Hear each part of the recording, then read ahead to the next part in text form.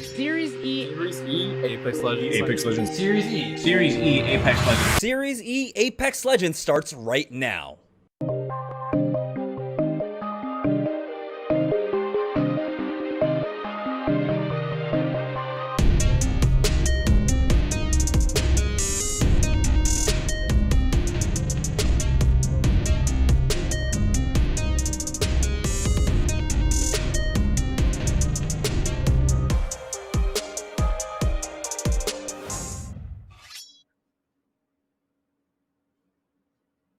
Welcome everybody to 2021 and of course Series E. This is the first Apex Legends event of the year. I'm so happy to be ringing in the new year with Tom T Squared Taylor. Tom, how's your new year?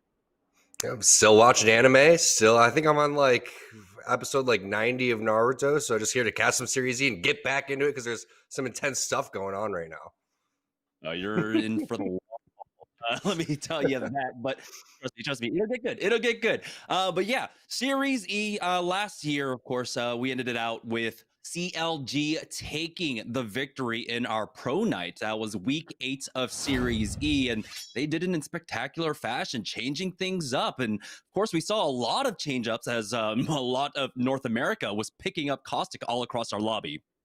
Yeah, I got a chance to play today and test out the new changes. Ran some games with Aiden for about 2 hours, and I didn't really notice much changes in terms of what actually happened. I really think that the changes aren't going to be that big of a deal. I think that there was a lot of people freaking out about the 20-second barrels. They adjusted that very quickly, and there was a little back and forth on how fast they actually did change that, which I thought was pretty funny. A little bit of Twitter drama for you, but either way, I think that we're going to see tons of people adapting to it. We're going to probably see TSM continue to pick it up. And we're going to see, depending on how the lobbies go, if a team is going to be, dropping huge amount of kills and great placements like Luminosity did with a 32-point game, that's when people are really going to catch on to what's going on. But one thing's for sure, CLG does great whenever they have Gibraltar and the Bloodhound combination, because that's the only other combination that you should be running if you're not going to be running Caustic right now. So I really think that CLG it starts with Madness and his portals, Madness and just the way that he plays. If he's aggressive, the rest of his team really follows up, and you can see here when he just dominates this portal. It's a very impressive play overall, and CLG just popped off. Yeah, here comes Cooler through the portal, and the massive play coming up from Madness as he, along with the Vaxlon, just cleaned them up. But I think it is a great adjustment coming out from CLG, particularly because they generally have to default to playing to edge. I mean, they drop at Skyhook, and we know how prevalent the South circles can be here on World's Edge. And their rotations and their timings are great, but more often than not, they run into trouble. And so having this composition works out extremely well for them. Also, we have the fill-in of Lou coming in for this squad as well. And so you're adding on just a depth of knowledge to the team. I think that, Lou is almost invaluable. He's just so smart when it comes to the game. And so kind of being able to bounce around ideas between Madness and Lou, it feels really good, I imagine, for that squad. So I really liked seeing what CLG had. They had a great year last year, one of the most winning teams across the ALGSs all year long. And I think these are good signs for them so far. But tonight, it is going to be the open registration night. And so it's going to be our 9 partner teams up against 11 open registration teams, as we have $500 on the line. We're going to be playing it out over 8 games on World's Edge, and the point distribution works out as it always has. So placement points matter, of course. First place getting 12 points, all the way down to 15th place, which only nets you 1 point, and every single kill point matters as well, Tom. And we had a surprise team come through last week. You see Flashpoint Turns is coming in and playing with Kubsky today, so that's going to be pretty fun. Also, nice to see Solafide popping back in here. And they're going to be one team to be reckoned with, no doubt about it. Buff Pathfinder has been pretty impressive. They put up a couple of different big games, but Secret Formula was our most surprising team that we had taking our open day. And I'm really impressed with the way that these guys were able to do it with being such a new squad. I think that was their first time we've seen them in Series Z, and to come out and win it was very impressive. Yeah, definitely together as a squad. I know, like individually, we've had these team players compete. Scissors, formerly of what, THC, if I remember correctly. I wish I had done a little bit more homework for this. But yeah, these guys aren't strangers to competition, but playing together and the way they did, almost in like a last minute fashion, was fantastic to watch. They did a great job last week, and they kind of called me out because I didn't give them a shout out last week before the year's end because I was done with 2020, like the majority of us are. And I just wanted to be over with. But here we are in 2021. We're turning a new page. And it's going to be, honestly, a new page for competitive Apex Legends as lands start opening up and everything else. These guys are going to need the practice. This is some of the best practice you can get, especially in North America. And so 8 games to really test your mettle.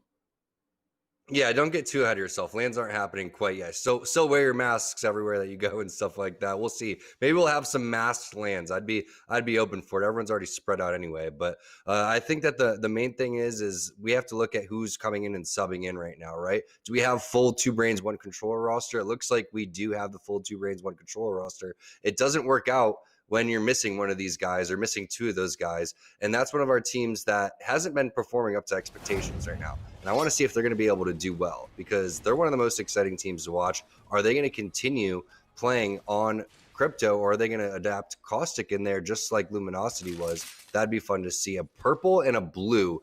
I don't think that's ever happened to me anytime I've dropped out of building in that type of vicinity. So Hackula with a good start here. It's also nice to see the Mirage coming through. Maybe forgot to switch over there when you ended up playing in a pub. But Seamus is taken out first. It's going to be Sumo and Harvester. We've also got a fight as well. Solafita getting into a fight. I got to imagine down there by Thermal. But here it is. Intel getting challenged. Ooh, Teen got tagged. He will pop the bat to get his shield all back up. And team needs to try and get back together. Is the north side contest coming out, and we saw this happen to Intel last week as well, where they did get challenged, of course, off drop, but they did deflect it quite well during the open registration night. But again, every week you're going to contest for this. You're going to try and make sure that you dominate this spot before we go on to the major competitions during the weekends. Now, Hill with a nice angle is going to allow them to actually push up now as the door is covered, but here comes a nade forcing back Teen. Now he is dropped down to about 60 HP, so he does have to be careful despite how aggressive he wants to play on this. Hopefully, maybe he can get an armor swap, but doesn't actually hit the cargo bot there as Tempest is now making his entrance in. Hill took a lot of damage, and Intel has to be careful with the way that they're approaching this fight, Tom. They do, but fortunately, Hill has a Phoenix. That changes everything because he was able to charge that Evo up from a white to a blue, and they have this entire team trapped here. So as long as they work together, they should be good. That's a great grenade, a solid bubble too, but Tempest is going to push directly through this, which means they've already landed initial damage somewhere off the screen. Blue for 50 is still some nice damage, and they still had a fresh blue there. So this team has to be split up right now, and that is a knock coming on the Intel side. So they knew that this Gibraltar split up away from the side, and maybe they sensed out that there was just a little bit weakness over towards that top side, which made them send it in. And with only white armors, that's impressive coming in from Team Intel. Yeah, luckily for them, it looks like it's a rather central circle as well. And despite this fight taking so long, and we're already down to about a minute before the ring starts closing, being centrally located like this, they'll still have priority on a lot of these rotations. Taking a look at 2Brains 1 Controller, they come from the northwest side of the map now. Here they are over at Train Yard. You can see why landing so central and being contested for those 50-50s isn't as detrimental when you do land at a spot like Sorting Factory. But it's 2Brains 1 Controller. They're still rocking that crypto tech, swapping back on over for that, as we do have Bowser and Noct. It is the full squad like you were asking for, Tom. And this is when you have to worry about them. They are scary. Now, they are changing things up. No Watson composition here for them, so that Gibraltar could be a welcome addition for 2Brains 1 Controller. Yeah, I think that the way that they're playing this too, they've rotated so fast. By the time that Team Intel was done fighting, just like you're saying, you're in the middle and you're in Sorting Factory, it's okay. But just to go and look, you don't have any attachments on that R301. That's obviously not a scout that we're looking at, but it's imperative to go and get out of there at that 130 mark. I think they left way before that, and they're already catching another team that's rotating, and you're not expecting a fight that early in your rotation, and that's what 2Brains 1 Controller is doing right now. They're catching this team off guard, probably with very weak armors as well, only white armors, and they're feeling good about what they have right now, because very rarely are you going to leave a point of interest with 2 purples, a blue, and good medium range and close range weapons. So they feel extremely confident to fight, but if any fight lasts longer than 30 seconds, they're going to dip out. That's the rule. It's exactly what they're doing right now, and Nox making that call to move towards the left. Yeah, Bowser bubbled a little bit early there, running into some caustic gases, knocked as he makes his way on through, just avoiding this fight right now. But Secret Formula are making their way on up. They had a team in front of them just beforehand, and it looks like they did get the knock, and it's going to be Mike Lav. So Team Rez losing out on one. I was wondering if maybe it was, who is it that generally drops here? Why am I forgetting the name? Team Rockstar, there we go. But it is not. But they do get the 1 kill point at the very least, and now they've also got ringing information for us as well. Ooh, we do have a Horizon spot, but here's Gentrifying pushing up. Aqualix losing out on Blake. Now into the 2v3 as Rockstar find themselves in a fight as well. We are very familiar with this circle right now. Rockstar clamoring up Rakinisha with a big shot from that Mastiff. Go ahead and back up. He's got the new heirloom for the Gibraltar as well, showing that one off. Here it is, just setting up the cross angle. Solifide finish out their fight up against the Qualix. They're happy to pick up the +3, and you always have to be wary when you rotate through here, coming down to the south side of the map over at Thermal. Solifide is going to be laying in wait. You just never know where Solifide is going to come out of Thermal, because it's such a big area. They have so many different options. They can go over towards Tree. They can go through 2 different chokes, or they could just be looting because it takes so long to loot. You never know what they're actually doing. So catching that team off guard. Nice job at least getting a knock. They didn't even get third-partied there. But Team Rockstar is in such a great spot that they don't really have to fight for any type of spot right now. If they find resistance over towards the side, they've rotated fast enough where they could go and take a couple different high ground areas. That's exactly what they're doing right now. Throughout all of this, we've seen how much ammo and resources they've used. Tons of batteries, tons of cells, and running low on ammo here. So Crummy gonna bust this portal out, and they almost have to take a fight now. So the next fight that they see, they're gonna have to take. Otherwise, they're gonna run out of everything that they have. Yeah, only has an additional clip and a half on that Volt. At the very least, of course, he can fight with that blue mag, but it's still difficult. 200 ammo on the G7 Scout, though, so he can continue to poke away at this. Nice damage coming out, hitting the heady, and then hitting for the body. Getting closer and closer to that red Evo shield. Might want to swap off for Matt Pickett at the very least. Get a little bit more value out of the armor. Getting the 25 additional HP on him would be nice, but getting the 50 additional HP would be even better. But here's Team Pop-Tarts getting into a fight up against Brooks. They've already lost 1 to that Massive, and they cannot push in because of that caustic gas. Blight is trying to set up an angle from the other side, but they just cannot do anything at all. That Fruit Ninja has already been finished off, and now they're fighting into what should be ostensibly a 2v3. They decide the better of it, and we'll go ahead and back away. Maybe try to approach once again, but it's going to be difficult. Again, the Caustics make it so hard.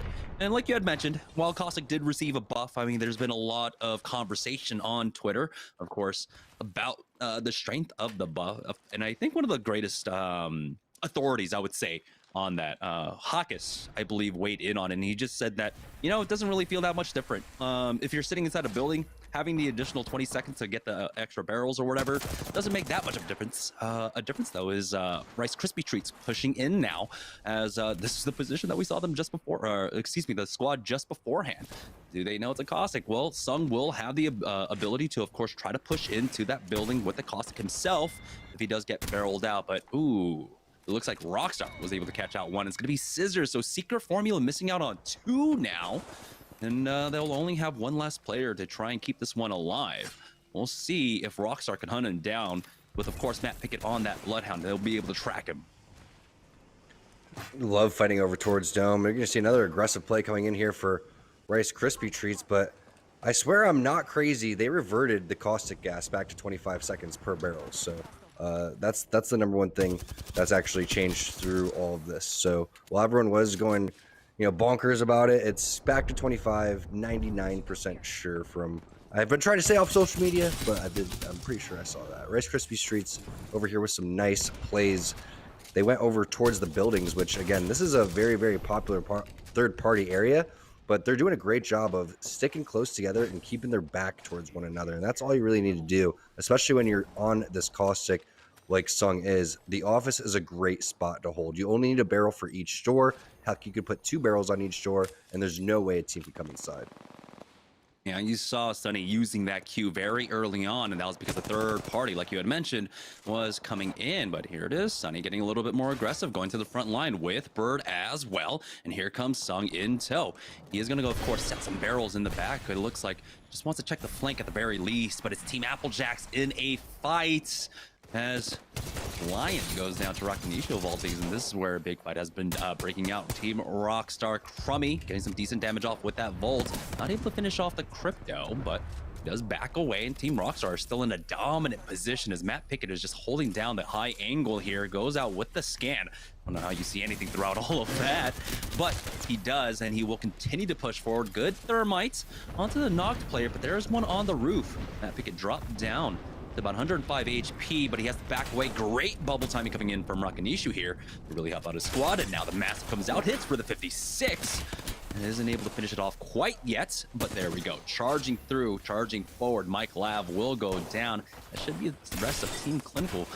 Team Rez actually going down very soon as Rakanishu once again pulls out that Massive and gets the team fight win for them.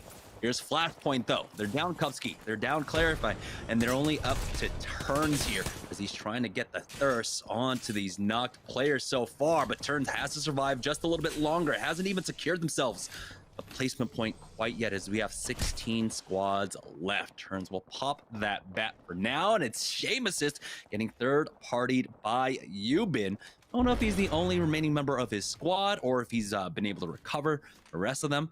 As we join on board with Solafide now on the western side of the zone closing in. They have already picked up so many kills, getting 3 more there on 2 brains, 1 controller, 2 brains, 1 controller unfortunately running into basically the unstoppable force a lot of the times of Solafide aim assist. I love the way that Rockstar's playing right now, especially Matt Pickett and that combination of Rakanishu back on Gibraltar. Rakanishu should always play Gibraltar. He's one of the strongest Gibraltars in Series E in all of North America. And Pickett, when he's on fire, he's just such an aggressive player. It's tough to deal with this Rockstar team if they're going to play a passive-aggressive play style and also playing smart and actually sticking on the edge. They saw Team Applejacks try to come behind them, third party. Applejacks was weak on armor. Rockstar's already been fighting, gathering resources, and now they're just bullying all these teams on the edge of the dome right now and could slowly advance into this circle. If you're not in the middle, that's exactly what you need to do. Great wall bounce Mastiff right there from Rakanishu, and that's going to start a huge advantage here for Team Rockstar. Yeah, looks like there's a Kosk inside though, and so Crummy is stopped from trying to push in as Matt Pickett checks the flank. He takes that 2v1, does a lot of damage before he has to back away, but he will ultimately go down. That's going to be Bertsky to take him out. Crummy though, and Rakanishu here, nice peek out from Rakanishu once again, really utilizing a lot of this tech as he will have the fast res, and there's no chance to punish for them as Crummy even gets aggressive off this, pushing into the building as well, getting the kill onto Apathy. Huge plays coming out from Team Rockstar right now as they will go ahead and finish off that squad. How many kills do Rockstar have at this point? Well, it's a race between them and Solafide as Gentrifying finds another kill. Duplex to go down as well. Dude's night out. I'm about to get cleaned up by Solafide aim assist as Rockstar deflecting another attack for now. As you can see, they've been getting to so many fights. You got both the red Evo shield on Crummy and Rakanishu. You have to imagine that Matt Pickett is close as well, as now they are charging forward as a full 3-man, and it's just an AFK Yubin. Understanding exactly the situations he's in. So Secret Formula out. We are now down to our top 11 squads. Again, you got to give credit to Rockstar for playing the edge on the dome side and not getting too aggressive. They moved and rotated out of the middle of the zone to go and take that spot, and they've been rewarded with so much. They could have just stayed over towards where they were at on the bottom, but it was a great portal from Crummy, and it started a ton of opportunities there. Meanwhile, Rice Krispy Treats stuck in a horrible spot having to rotate. Whenever you see a team down here, this is not the spot that you want to be, especially when there's only 1 or 2 areas to go and make your way into the zone here. Bird looks like he had nice shots, but takes a ton of damage getting double teamed, but the rest of the team going to collapse over towards the side. Sung with the Mastiff, not going to connect. Great job by the Wraith getting out of that, but Stunny there with the teamwork. Rice Krispies, they're going to have to get this res off fast. Shots coming over from the side. Sung doing a great job laying a barrel down for some cover, and they should be able to get the res, and We'll see if they're going to be able to stay alive here. May have to be a portal play from Stunny. If Stunny does have a portal here, that's going to be nice for them. Otherwise, they're going to have to foot it while getting sniped at. Yeah, Bird even only just hitting the syringes as well, so no medkits quite possibly. As we do have information on the ring, it will continue to go ahead and pull in between launch site and the dome. And so this is a little bit rare, but we do see this happen quite frequently now as on board with Team Pringles, who didn't have much of a rotate at all whatsoever. It was just a short hop, skipping, and jumping away for them. So they have control over this entire platform. As you can see, Stink has set up all 6 of his barrels, 2 on the north, 2 on the south, and then 1 on either west and east side. And here is the port coming out from Stunny.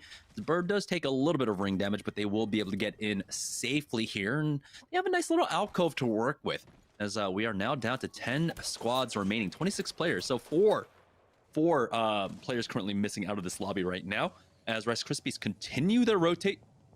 This might be right into the hands of Team Rockstar, so they do have to be careful, as we know that Rockstar have been basically patrolling the southeast side of the zone. It was Team Razor that was firing at them from the north-hand side, making their way on in. Yeah, Mercy only busting out the Mirage. That's going to be pretty funny to see how that works towards the end game. Ticket's probably jealous that he's able to play on that right now, but you're right. They are going to meet up. Stunny is going to get a couple of knocks. And all of a sudden, Rice Krispie Treats with a very unorthodox rotation comes through and takes down Team Rockstar. I'm not quite sure what they were all doing in the corner right there. Maybe a bird scan came through and they all got caught with their pants down in the corner. Very, very nice play from Rice Krispies. I thought Rockstar was going to continue to snowball this lobby. Yeah, I don't even know exactly what happened. It kind of looked like the last kill was just AFK standing at the wall, staring at the wall. Solifita, though, haven't slowed down quite yet, as they have taken out Pop-Tarts' Blight. Zeinfeld picking up another kill. They have to have about 12 kills between them already. They have been lighting up the kill feed left and right. Team Rice Krispies haven't stopped as well, as they have taken out Applejack's Clan. And we were talking about this position being so good. But now it's Team Rice Krispies. They do have the south side of the zone. They've got the mini dome to work with as well. They are now encroaching up. The scan comes out. And mostly, the dome is safe for them. They've only mounted 2 members on this scan, as Sung will set up a nice angle for himself on the flank. Hits for the 108 on the Gibraltar, opening it up for them. Now the Gibraltar dome does go down, and I like the patience coming out from Rice Krispies currently. They're not going to go ahead and continue to completely push this. They've already forced this team back. They're going to try and slowly turn the screws on them for now. Sung is trying to push up with those barrels. It's Team Pringles, though, still playing this platform for now. Stink does have to back away, as his armor was hurt pretty badly, and he hasn't been able to evolve it quite yet. As we have the defensive bombardment going down there on the south side, as the ring continues to pull away down to the mini dome. Unfortunate there for Stink. He doesn't have enough ammo to try to pick that off. Meanwhile, Stunny with the nice grenade onto Mercy only is going to get the knock. Really nice massive shots from Hakulo, using the bubble to full effectiveness, but Sung coming through looking very healthy. Should be able to clean this one up. One more player, and that should be it. Curious to see if they're going to get third party. Do you see pings going down? Sung going to go pick up that gold armor and then back off just a little bit. Could be one more on this team. Rollers actually picks off Zeratricky Casellos. That means another fight that's going on with Pringles and Nestle Pure Life over towards the side. Hundred's finally getting his first taste of action, basically, and it's going to be a knock. Looks like they got bullied out of the top-hand side of this building, which is not good. A flank coming through, and somehow Lion from Team Applejacks has been able to live throughout all of this. Yeah, it's Team Intel now that control this platform, but with a minute to go, they have to start making their way on in. You see the fire ringing all across the map now. Good shots with the scouts. Not great enough, but poking away. That's what Tina's doing with 320 damage left to get that Evo shield up to a red. That bubble goes away. It looks like Teen's going to try and get a little bit aggressive. They just start advancing now, but they have to be wary of the caustic barrels as Tempest finishes off Sola Fide. So now we are down to 4 squads remaining, 10 players left. As here's Tempest getting the intel for his squad. Going in with that EMP as well, but oh boy, taking a lot of damage is Teen. Goes for another peek with that Eva 8, and EVA 8, not exactly a tool you really want up against the Gibraltar up close. Tempest, though, gets Lion, who is there on the high ground, and Team Intel will be able to survive for now, but it's all up to Tempest to try and recover here. We don't see a third party quite yet, surprisingly enough. He's able to actually get the res onto Teen. Teen gets the armor swap, but now with the zone closing in, he cannot go for that res. They're left up as a duo as Tempest is going to try and get the battery off, but Tempest will fall. Solofide still alive throughout all of this. Never mind, excuse me. As they will be able to finish off Team Intel. It's the top two now. Designful and Gentrifying both out of armor, but it's enough here up against Team Pringles, who are just playing as a duo, and Solofide will take the win.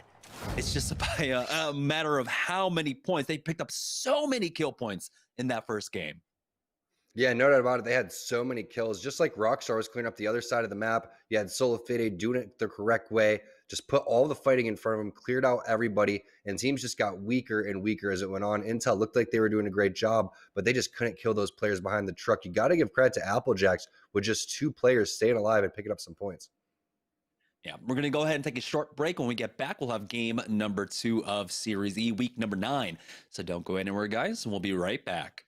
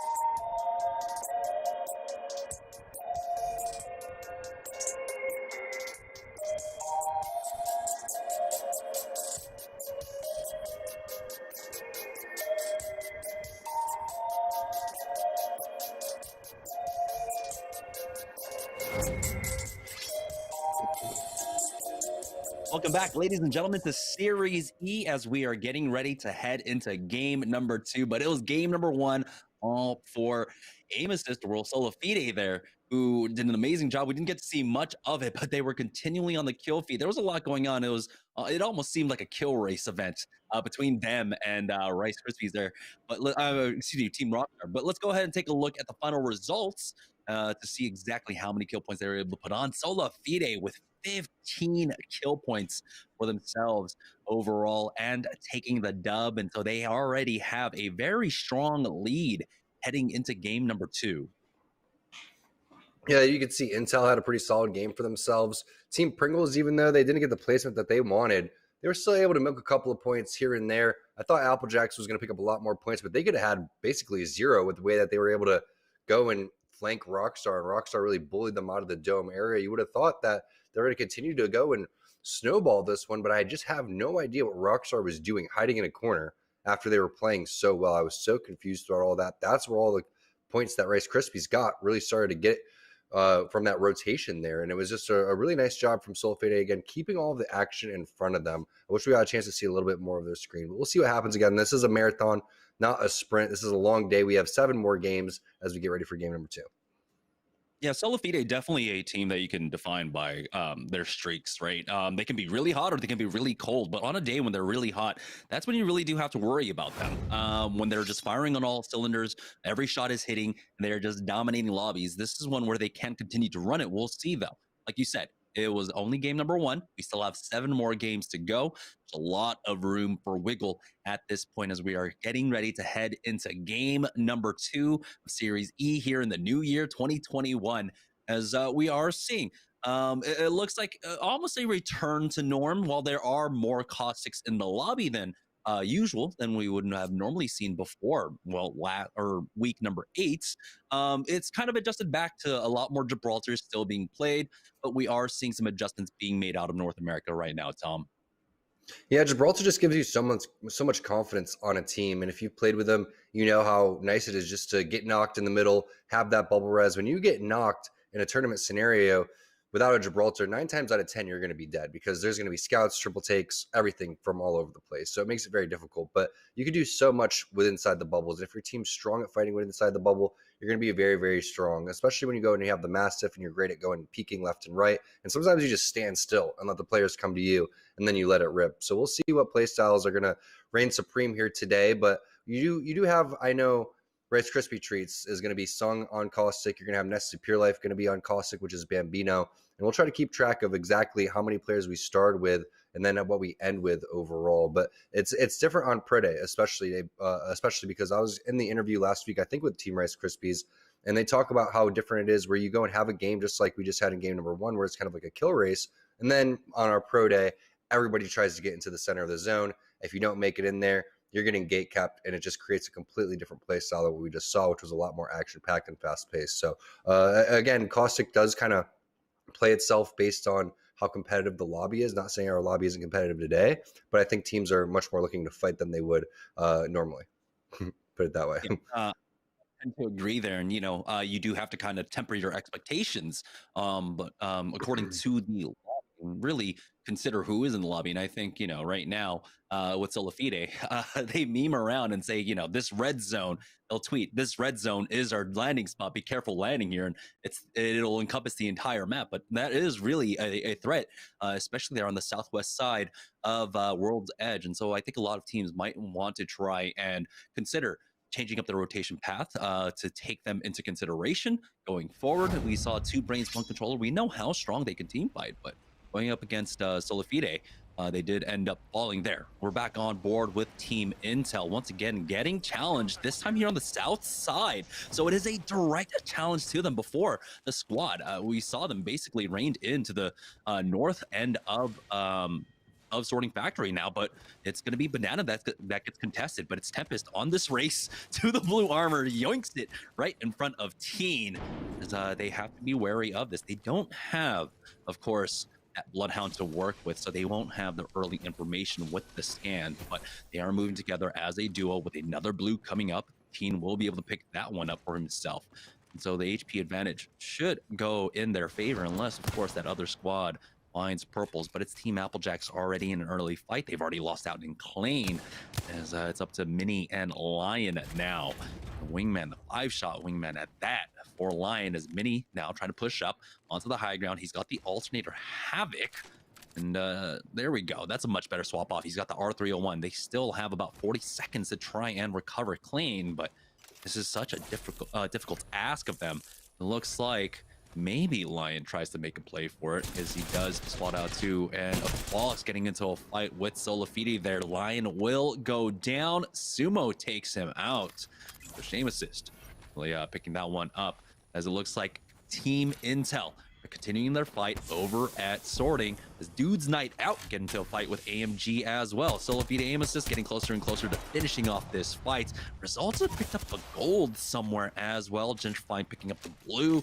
And Designful, the long range volt shots will take out Blake. And this is one of those situations, while of course, you know, trying to fight for your drop spot is nice, but I don't think anyone's ever really beaten aim assist out of Thermal. Probably the last place that I would land. Nice burst there with the triple take, 138 to the dome from Tempest, but I'm not really sure why either one of these teams would go and contest. If you are going to contest, definitely go to a place with really good loot, but Intel and Solifide are probably two of our strongest teams right now. Meanwhile, you do have Applejacks, which just struggles over and over again to get a clean landing, and I get what the thought process was there for Lion. He was hopefully going to go sacrifice himself so they can try to get the Wraith and Klein back into the game. Unfortunately, they weren't able to do that. He goes down, doesn't even get the banner. Worst case scenario now, they only have one player left, and Intel should be able to loot this up, get Hill back to full health, and now make the rotation, because they're going to want to pick a spot and do so fast. They can get into at least one of the top 3 spots in a tree right now if they try to get their heals and make their way over there. Yeah, and they are going straight through the middle of the map right now. As you saw the pings coming out, I believe their ping was on basically the direct center of tree there. But hey, Bowser spots one out, misses his first shots with the R9, but Heck is almost there, closing the gap now.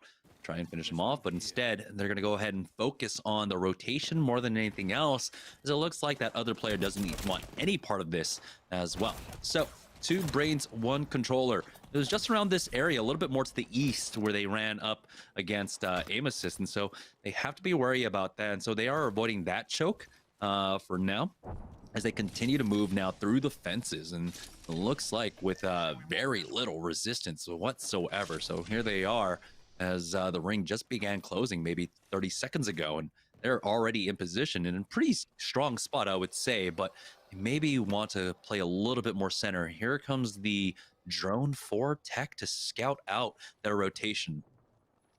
I would love to see Knock push up a little bit more to the next train cart and make a portal play. Grant, we were able to see that they're very, very early on the rotation, but now with that information, that should tell them they can go and they should place a portal anywhere in this vicinity here, because they can back off and play the fence if they need to, and they could go and use the portal to go and check to see which area they want to go and set up in here. And ideally, you would want to make your way over towards the back, but Tech's making a call to go and hold this building, or maybe Bowser is, which is still an ideal building. There's so many different tree endings that it doesn't really matter which building you take. You're still going to secure a top 10 just by making your way into one of these.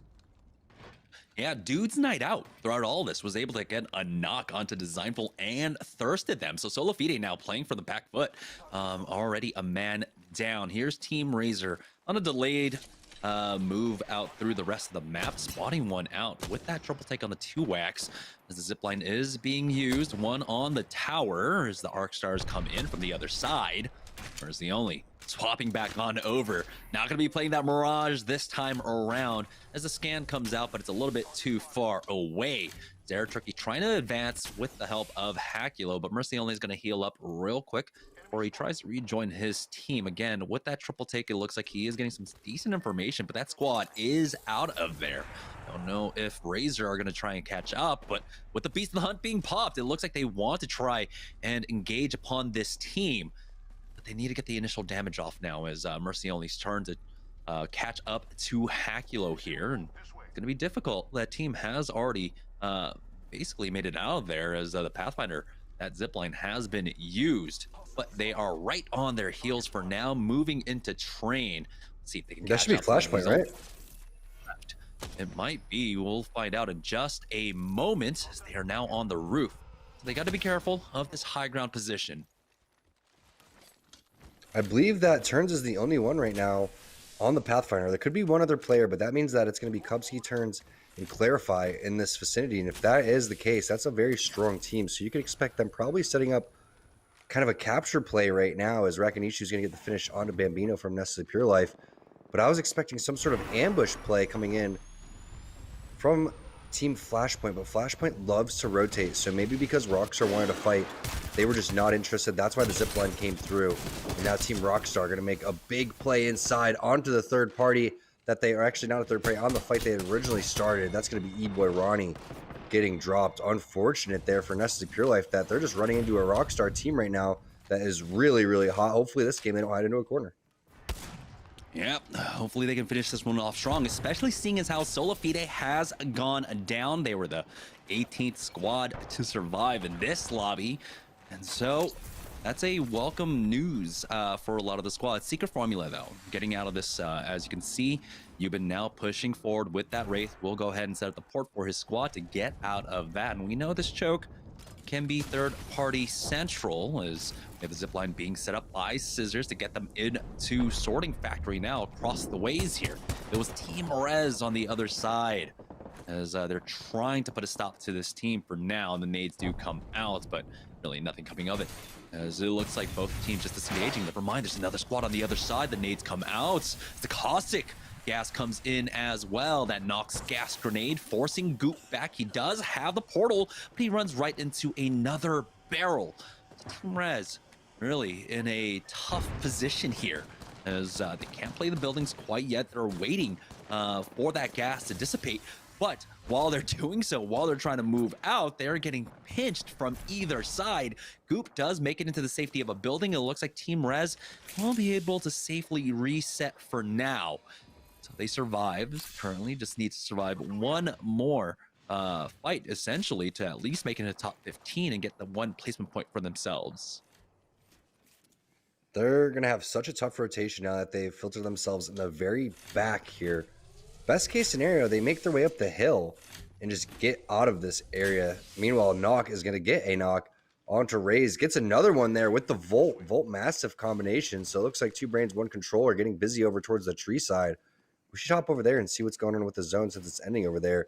Clarify gets a knock too, so that means that you're going to have Flashpoint in the vicinity. That's the team we're talking about rotating. So let's see here, because Team Rez is just out in no man's land. They're most likely not going to be doing anything big anytime soon. There it is. This is the fight we're looking for. Yeah, Turns is able to get the thirst onto Knocked, and so Two Brains, One Controller. Of course, they do still have the crypto up. So if they can recover the banner, it's going to be a free res, essentially, onto Knocked. But it's, of course, recovering that banner safely here. They do have to back away and check their angles once again. It's Bowser now pushing forward with that Gibraltar, as he wants to finish off this last remaining member in the squad, but they do force them back as we join on board with Team Pringles. We're playing the west side of this map here on the southeast side of Thermal, playing the beacon building essentially now.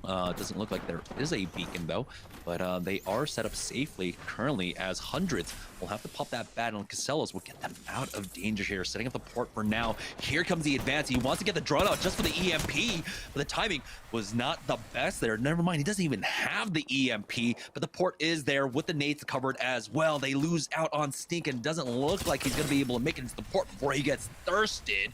Casellas tries to save his squad member. Might have made it out of danger for now. Stink does get thirsted by Zera Tricky, as Casellas will take out Mr. Hack. Yellow and Hundreds finds one more, and so they have turned the tides on this fight now. It's a 2v1 in their favor. They will go ahead and return into this fight now. They want to go ahead and finish them off. Hack Yellow gets taken out, and it's just one remaining member of Team Razor here, as Casellas will go ahead and push on the outside, trying to find final player, and Zera Tricky, Mercy only does get finished off by Hundreds there.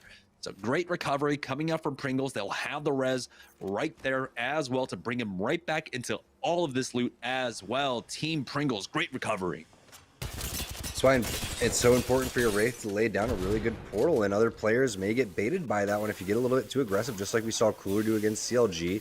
You're going to go through, once you have that advantage, just play a little bit cocky, and you can't do that against some of our top players here. So now Rockstar finding themselves directly into the middle of the zone here after their rotations that they made. Decent amount of loot as well. Volt triple take is going to be great for Pickett. He loves to play the triple take long range, and they get Stink back into the game just round 2, so they should be able to get all this loot. But there's another team in the vicinity. It's going to be Team Intel hearing the res, collapsing at the right time. Now it's just up to Casellas trying to use that knockdown shield, but we'll see if he's going to be hit a battery, because Tempest is hot on the case. Nice job by Tempest, not allowing him to heal, but it's going to be a very, very tough chase because that player is fast. Ooh. Not fast enough, though. Tempest taking down Team Pringles. Unfortunate for Team Pringles. They had such a nice run, but Team Intel's right in the running. I believe they're sitting in second place right now. Yeah, this is a great showing. 4 kills for Tempest. Get that recovery as well, setting up the drone. They can go ahead and scan whenever they want. He's just setting up for that EMP just in case a team tries to push them during this recovery. It could be crucial for them to slow things down. Team Intel now picking up so many gold armors as well. Hill will have that. Tempest swaps off as well. Team those is going to go ahead and favor the extra HP for himself, as Applejacks are left to a solo once again. Well, playing members down at the very least, as Mini is going to try and rat this one out for as long as he can on this Bloodhound, playing on the north side of the map. Just try and slowly walk this one in. It's basically just everyone else is already playing center, really jockeying for position over by Tree. Yeah, I want to see what's going on the tree side. Ooh, Rice Krispie treats on the outskirts trying to make their way in. This is where a lot of times teams play directly under the bridge. If the bridge is going to be in, ping's coming down, they're going to have to figure out exactly how they want to do this. If they could make their way maybe towards the blue truck, a lot of times the blue truck could be in on this zone too. And then you just kind of portal your way through when it's on respawn. And we see Intel using that zone towards their back, as they should. They're going to be able to continue to hit those scans on this beacon here too. So here comes the drive-by scan, nicely timed, coming in for Tempest, and it pulls down towards that ever popular zone onto where the actual beacon is, and that's huge for Team Intel. How is this building absolutely completely free?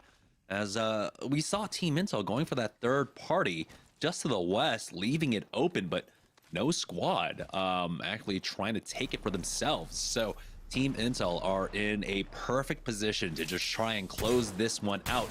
It's Team Rice Krispies trying to advance from the north-hand side. As Stunny getting into a big fight, he does go down to Mike Lav, only be able to get through his port.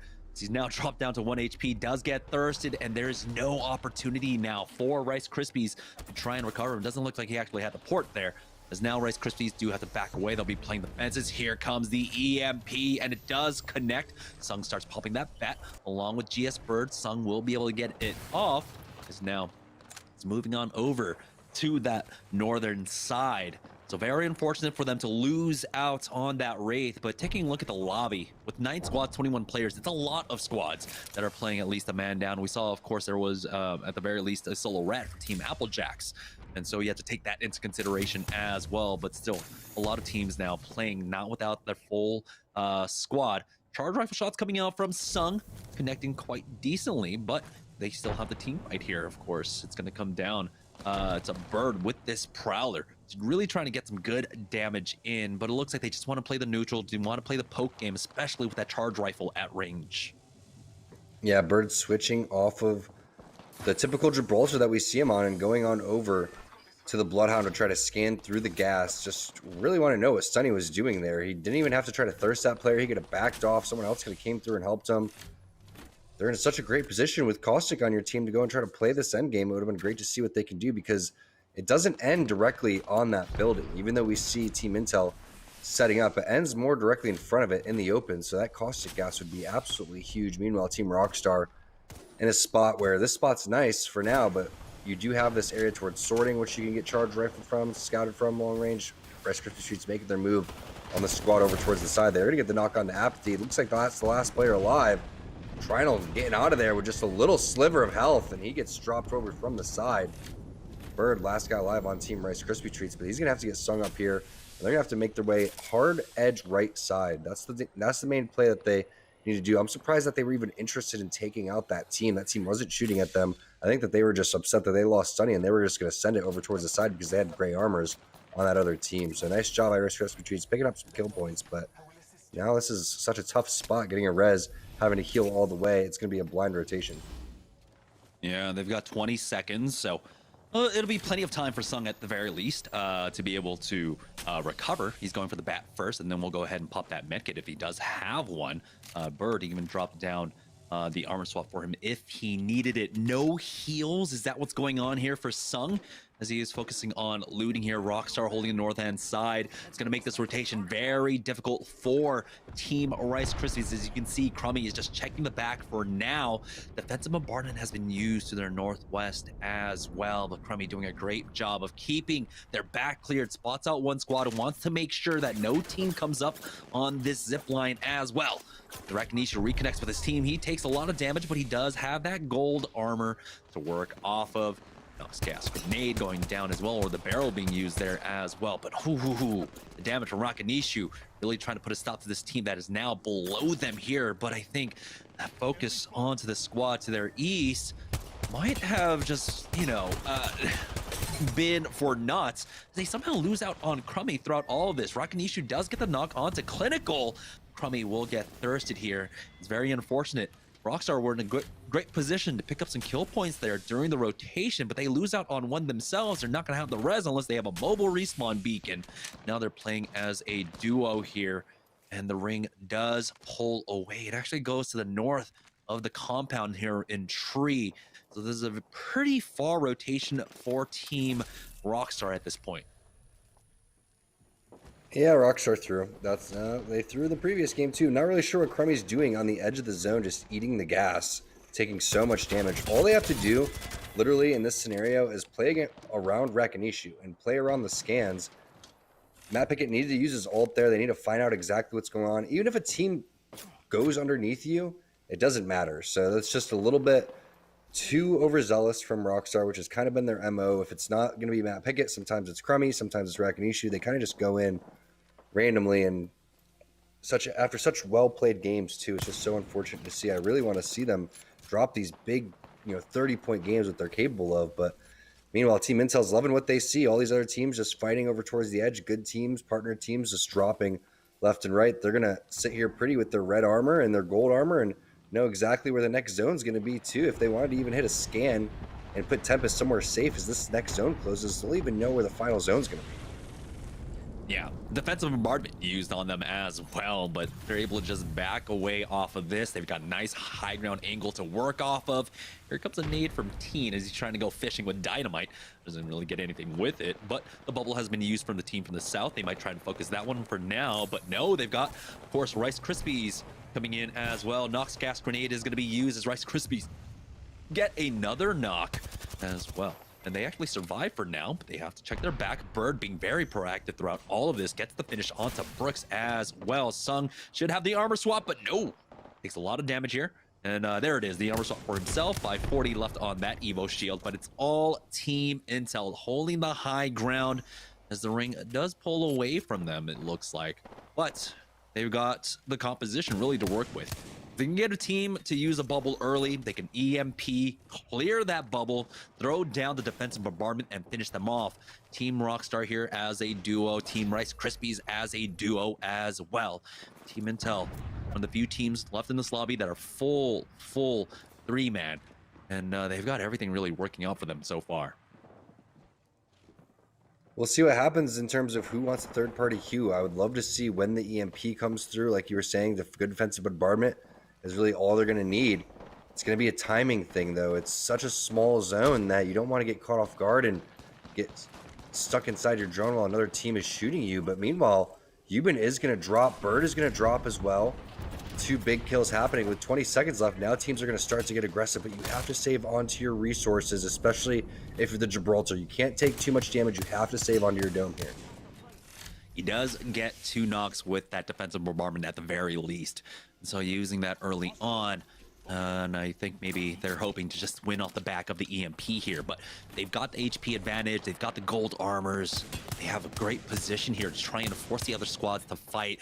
Rockstar lose out on Rockanishu. It's going to be dirty to pick that one up, and Hill will go ahead and thirst that one now as the caustic gas has been used. Matt Pickett, the only one alive left for Team Rockstar, is going to try and walk in with this zone as it does close in. It is a slower circle, so he's got some time, and we'll go ahead and, well, pick up the banner at the very least. Hey, bro, I've got you. But now it's about how to play this position. It's about checking his back, and he'll be able to finish off Study Hero, trying to get the thirst for himself. But in doing so, he might go down. Does he get the armor swap? The EMP has come in, and now Team Intel looking to finish this one off in game number 2. They've got the man advantage. They will be able to take the win. Team Intel win out game number 2 here, Series E, week number 9. Basically perfect game from Intel, but you said it right, Jamerson. Why was that building free? How does nobody take the best building in all of Tree? It was a very weird game. Again, 2 brains, 1 controller electing to go over towards the more, I guess, north side of Tree. Meanwhile, it ends over towards the south side, which we could have expected. But I got to say, I was impressed again with Team Rockstar, and Pickett was able to rat it out and to get into 3rd place. That's going to make the leaderboard much more tight. We know that we had Team Intel over towards the top. They're going to skyrocket as well, so I can't wait to see what happens. Yeah, in combination with Solafide going down early on. So that means a lot of people clamoring for first place there. But we're going to have to wait out for the results, as we're going to take a little bit of a longer break here after game number 2. But when we get back, we'll have game number 3 of Series E. So don't go anywhere, guys. We'll be right back.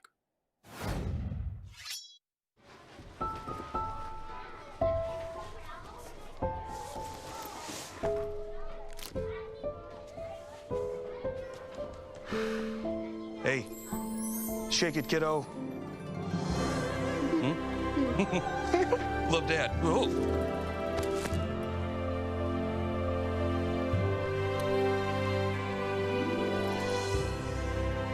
I've got this. Kellogg's Rice Krispies Treats. A little love when it's needed. It's Kellogg's, Fruit Loops, Apple Jacks, Corn Pops, Tiger Paws. They're Jumbo. Jumbo snacks, snack time heroes. Go take them on the go. Cereal, magnified, showing up for snacking time. Jumbo snacks, snack time heroes. Go take them on the go. It's Jumbo. It's for snacking. It's Jumbo Snacks.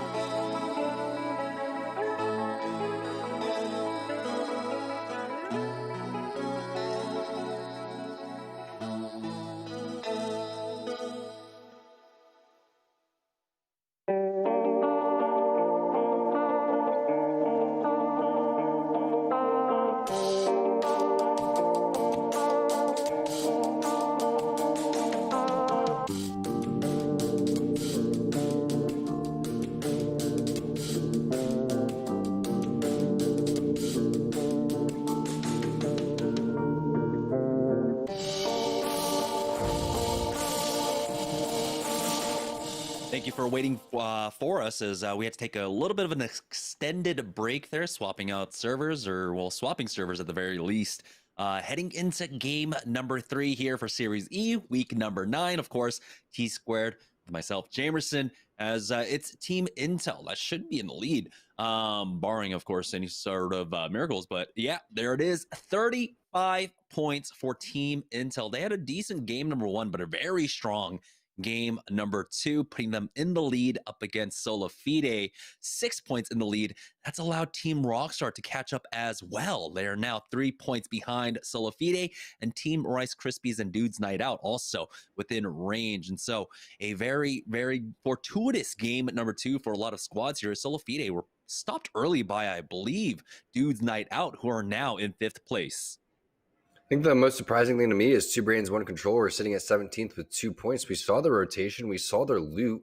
It was so good. They made their way to train before anyone even was thinking about rotating over towards street. And then they go and take a non-priority building when they could have sat over towards the backhand side and just got tons of kill points and tons of placement points. But either way, I think we're starting to see which teams are on fire today, or which teams are at least playing this first half very well. And if so, we're going to be in for one heck of a day here, because it's been awesome to see Team Rockstar finally picking it up where we left off in Series E, which is one of our strongest team fighting teams here. If I had to pick between our 2 top team fighting teams of our partner teams, it would probably be Team Rockstar and Team Razer. Intel is more of a team that, yes, they've gotten stronger at team fighting as the Series E has gone on, but it's been because they've gotten placement points and built confidence as a team and been able to believe in each other in terms of shot calls. Rockstar is more of a team that's going to just fly at you, believe in each other's call outs, but they're making huge mistakes towards the tail end of the game. It was a great job by Pickett at least getting into 3rd there. They need to stick together, not drop the ball towards the tail end of the game, and just play smart and disciplined. They just need to accept that they're going to win the game. If they just keep playing the way that they're doing and not switch it up randomly, they're going to be fine. I'd have to agree, especially right now, when we've already had 2 Southern rings in a row for them, and them dropping on the Southern side. It's typically during the rotations, if it goes over to like the north side of the map, where they do find themselves in difficult spots. But here, they have been able to leverage it quite well so far, surviving throughout at the very least the mid game. But we know that they have much more potential. But it's Team Intel who have been really showing off their potential. Now, these are 3 players that really play on different squads throughout the ALGS, and they have been performing well here. And so all of them playing on different squads and still being able to perform, really being able to qualify for ALGSs and perform extremely well here in Series E has been a statement at the very least for them here. Now currently in first place after 2 games. But if they keep up this consistency, I can easily see them taking the day, as they have been on the up and up over the course of the last, month and a half so far here in Series E, Tom. Yeah, and if Team Rice Krispie Treats is going to be playing very well, that's another one of our top partner teams. So really just looking at Team Razor to come through and step it up. Yeah, they had Mirage in game number 1, but those are right now our top teams in terms of points sitting over there. Nestle Pure Life as well. But I really look at these other partner teams kind of on another level compared to Nestle Pure Life. I really feel like when you look at Team Rockstar, when you look at Intel, when you look at Razor, and then you're going to look at Rice Krispie Treats, they've gone and proved themselves in the ALGS, in Series E, with the amount of points that they've accumulated. So to me, I always have the highest expectations for them, and I've always wanted to see a day where all 4 of them are really playing their best. So far, we're almost there. Here we are on a board with Team Intel for game number 3. We know that they've been contested games number 1 and 2. Didn't really get to see the flight path or the drop trails coming out here as we landed in, but they are sticking together like they have been contested. NPL and the Applejacks contesting each other once again, as Dracos has already gone the knock onto Lion. And it's a fight over here in the center side of the map over at Harvester. This time it's Lion to go down first for them, unfortunately. And again, when you know that you're getting contested, when you know that a team's going to be dropping here, you cannot be splitting like this and losing out on one. Fighting it to a 2v3 on the onset is very difficult at this point. Hell, Dude's Night Out getting into a fight up against AMG as well. So a lot of fighting here in the early game. Yeah, this is what happens in the open days when a couple new teams get into the fray and don't really know where the landings are. But I love to see Nestle Pure Life go against Applejacks, especially when you have Caustic and Bambino. That just makes sense to me. Harvester is a central place. It doesn't have a beacon every single time. It makes sense if you're going to go and play a Caustic team. But Dracos finally finds an armor, and they are running and getting out of dodge ASAP. Yeah, I believe a third party came in kind of early here. But Dude's Night Out fighting over at Tree, looking to close this one all up. As you can see, Aves here on the high ground. Can see through that glass. He still has to be careful. Tries to find an angle on the stairs, and we'll just go ahead and cover one of the exits at the very least. Duplex does need to heal up, though. He's got about 20 HP. We'll go ahead and sell that one up. Find out if he's got a medkit in just a moment here, as Rollers again holding a separate one as the scan has come out, and there is the peek out from Aves. The bubble has been used by the other squad as he backs away, buying time for the rest of his team to join up, and Duplex is there, getting the knock onto Inos, and now he pushes forward with the melee, will finish off AMG, and Dude's Night Out. Went out of here in Tree. They've got to recover real quickly. They need to find some meds from Duplex. It looks like they found a teabag throughout all of that too. I'm curious what these teams were doing when the game ended on their way. Shouldn't you guys have won the game if this is where you were when you were landing initially? But either way, nice job clearing it out here. And Pringles sitting, trying to get some scans, as you see Hundreds, who is a very notable Wraith player. Let's talk about first. Switching on over to Crypto, and has been on Crypto for quite some time. So it's nice to see him kind of adapt and pick up this play style. And I always love to see a very strong Wraith player fill into one of these support characters. I always feel like that's kind of where it starts. Everyone wants to play Wraith. Everybody always wanted to play Pathfinder, these really fun characters back when it was only Watson was the support character. Now it's really up to these other players to go and learn how to play these characters with higher skill gaps. Now Bambino with huge caustic gas right onto Brooks, cutting off the rest of that team. That's an amazing job of using that to really AoE and just kick out the rest of his teammates there, and some great grenade placement too. Nestle Pure Life probably should just take what they have right now and back off. This is third-party Central Jamerson. If you've ever been in this game, you know the fighting never ends. Yeah, and he's got the Phoenix kit popping right now, and does Bambino, as the rest of Nestle Pure Life starting to advance. He didn't go up against the Caustica on the other side as well, taking some damage to Flash, and it's going to be Flashpoint on the other side here. They've got a lot of HP to back this up as well, but it looks like it's actually Flashpoint coming in for the third party. So there's a knock onto Raze, really pinching this squad. They finish off Bursty. Go ahead and take that win and just back up, waiting for the third party, and here it is coming up from the stairwell, hitting for the purple at the very least. But Clarify, he's got that Nox gas grenade. They want to. They can try to get aggressive off of this, as Flashpoint really starting to position forward. You've got the crossfire being set up by Kubsky. He's keeping an eye on the tunnel entrance from the north side. There's Clarify is slowly pushing up. Should go ahead and throw down a barrel, but it looks like squad did back away. So Flashpoint will be safe for now, as they're going to go ahead and recover all this loot. Seeing that gold there, it's going to get into their hands very shortly. Don't know exactly what it is, but hey, Turns is happy with the massive attachments as well. He's got the blue bolt on that one. And it's been great to see kind of the resurgence of the wingman as of late. We're really feeling their shots once again. NPL, you were talking about a third-party Central still stuck down here inside the tunnel. We'll see if Flashpoint want to try and continue to push through this one. They don't have to commit to this, as they did get some sort of scouting information, right? They know at least one member on this side has a purple armor. Do they know that there's the blue on E-Boy Ronnie, or excuse me, the whites on E-Boy Ronnie and Dracos? So it looks like NPL are considering just completely backing away off this, and I agree with this decision, but it's right into the hands of Secret Formula, getting sandwiched up, and he's not going to be able to make it to the port. Bambino gets instantly thirsted. You have to run through that, or you have to back off immediately. Sitting inside the tunnel for that long, it's just such a central area. You can hear noise from that spot, I swear, twice as far than anywhere else on the map. And this is just going to cause even more teams to come here. It's not going to stop. There's going to be another 4 or 5 teams that roll up here, thinking the fight hasn't ended because of how long it's been. Intel is getting involved. All these players that know how to go in third party without overextending are going to have a field day in this spot. Yeah, Intel just holding the northwest side of Harvester right now. Teen with that triple take, just poking away at this fight. Doesn't get a knock, but he does do some decent damage, enough for Hill to try and go for that peak. As Intel, even though they're in a great spot, they still have to be careful and wary about their back, and so they're playing this rather conservatively. They won't be able to pick up E-Boy Ronnie's loot, at the very least, as it looks like Sola Fide aim assist. They're able to take a team fight win here. So while they were slowed down in game number 2, it looks like they have picked it up once again here in game number 3. But Dude's Night Out, are they going to be able to take them out once again? Possibly. Could be the Kryptonite there. Nice Nox grenade.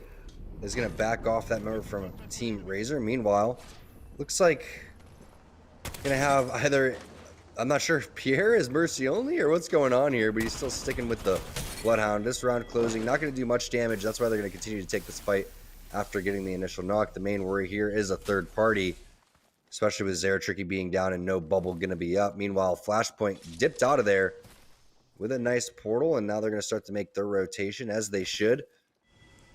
Round 2 closing. If they can get a scan onto round 3, that's going to give them exactly the information that they're going to need to go and set up. Meanwhile, Pringles stuck on this fence where we saw earlier, and now we're switching over to Rockstar action everywhere, as Pickett is going to get a knock onto Mike Loud. This is over towards the sorting factory side, more over towards the edge. We know they drop Lava City, so it's not too far for them, and that's going to be another easy team fight for Team Rockstar. Not that easy, they just make it look like that, and that's how you want your team fights to be. Everyone's still keeping their shields, no one losing health HP, so you can just go hit those armor swaps and fend off more players that come. And now TPM starting to pressure the fence.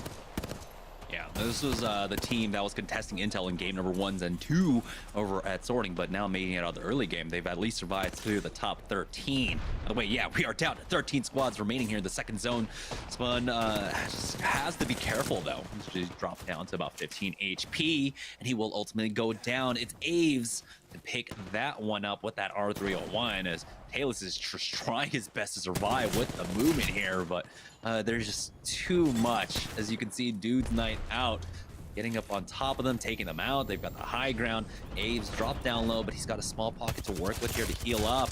As Team Pringles tries to get involved, come in for the third party. Hundreds goes down. What a deflection on that attack, as Pringles now really questioning this push. Casellas is the only one alive as he backs away with that port.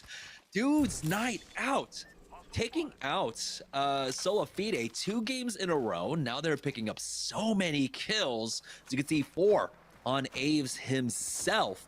Don't know how many rollers and Duplex have, but they have to have, I would say, about 8 kills between them. Razor, though, not to be outdone, will go ahead and push 2 brains, 1 controller here on the north side of the zone, as there's only 1 player remaining. It's just Noct, as Mr. Hackula was trying to find him, but it looks like Noct has gone out of here. 2 brains, 1 controller, still haven't been able to pick it up quite yet. Yeah, I'm not sure what's up with them. They're just really struggling with their rotations, and seems like they're just not confident even taking team fights right now, and that's unfortunate, but other teams are going to really take advantage of that. But Dude's Night Out, we can't forget that this is a team that qualified through the LCQ into the summer playoffs, into the winter, is it the summer or autumn playoffs? Jeez, sorry, autumn playoffs. So they are a very solid team, and that was an absolutely stacked LCQ. So to even be able to place top 5 throughout all of that, when a team like CLG didn't make it in, just goes to show what they're actually capable of doing, and they're proving it here in Series E by dropping a lot of our teams. But Pringles, unfortunately, is showing a little bit of, I guess, inexperience with the Wraith portals. If you're going to go and make a play there, you have to use your portal not to get out, your portals to go and get in, just to go check out the scenario, see if it's even worth fighting for, if any weak players are there, catch them armor swapping, whatever it is. Maybe someone's getting a res. That's what you're going to check for. You don't just go all in when you don't have good armors on a team that has way better advantages than you. Rice Krispies in a spot of trouble as Sung is forced to use that barrel early on as he swapped off from that Cossack going on over to that Gibraltar. And I think this is a much needed change for them. There were moments in games number 1 and 2, where they could have recovered much more quickly if they had that Gibraltar. And so adding on that additional tool for themselves could be useful. But here's Team Razor on their tracks, you know, both coming from Skyhook at the very least here, as you do have the charge rifle in the hands of Pierre. Connecting with the charge rifle, only getting 3 ticks on that damage here. 1 tick off of that one, as the charge rifle shot's not quite connecting for him, but he is at least poking away at the very least. Team Razor, though, still happy in this position at the very least. They have 4 squads off from the high ground, but they're pretty far off. Never mind, the ring actually pulling away to them, and so it's going to be really a ring that 2 brains, 1 controller would have been happy with playing if they were on their old composition at the very least. But here it is, Team Razor. They're safely in the zone. They're gonna go ahead and check all their angles. Unfortunate for Rice Krispies right now, as Stunny has disconnected for them. We'll see if he can reconnect into this game. They're trying to punch him into safety. Applejack's in a fight over here, and Harvester's Mini will go ahead and drop down for him. Doesn't quite connect with that massive enough at the very least. Rockstar on the other side of this fight for now. Rakanishu doesn't have his bubble, will get finished off. It's Applejacks to win out that one. Casella's still alive as well for Team Pringles, getting involved in that. He's the one to take out Rakanishu for them. And so he's going to try his best to survive for as long as possible here, as Applejacks will be able to recover, get Lion back up, take the port on back. Actually hitting, it looks like, with the Thermite at the very least, and has to get the re-res onto Lion. They need Klein here to cover this port at the very least as they try to recover once again. This time around, Lion will have the bubble for the fast heals. Doesn't look like that other team wants to push quite yet. Really nice recovery there. The portal play, the res, the bubble at the perfect time. You saw the triple take shots would have connected if the bubble wasn't there, so a heads up play from Lion. And I love seeing Lion back on the Gibraltar instead of rocking the Wraith after game number 1, making that switch. I feel like he's a very, very strong Pathfinder, very strong Gibraltar.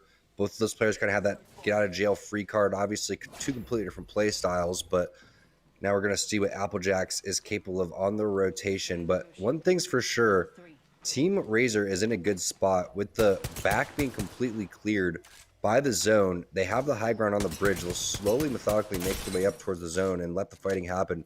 front of them, similar to what Solfide did in game number 1. But Rice Krispie Treats trying to make it out of this tunnel. We know how much action this tunnel's seen already. It's going to be Secret Formula with the God Spot on the Gatekeep. They're going to also try to lay down the damage on the portal too, and they do get a knock there onto Stunny. So now to get back into the spot is the key. That zone will do a lot of damage. It's going to take away. Stunny does get res, but that's going to be tough. They know exactly where they're going to rotate from.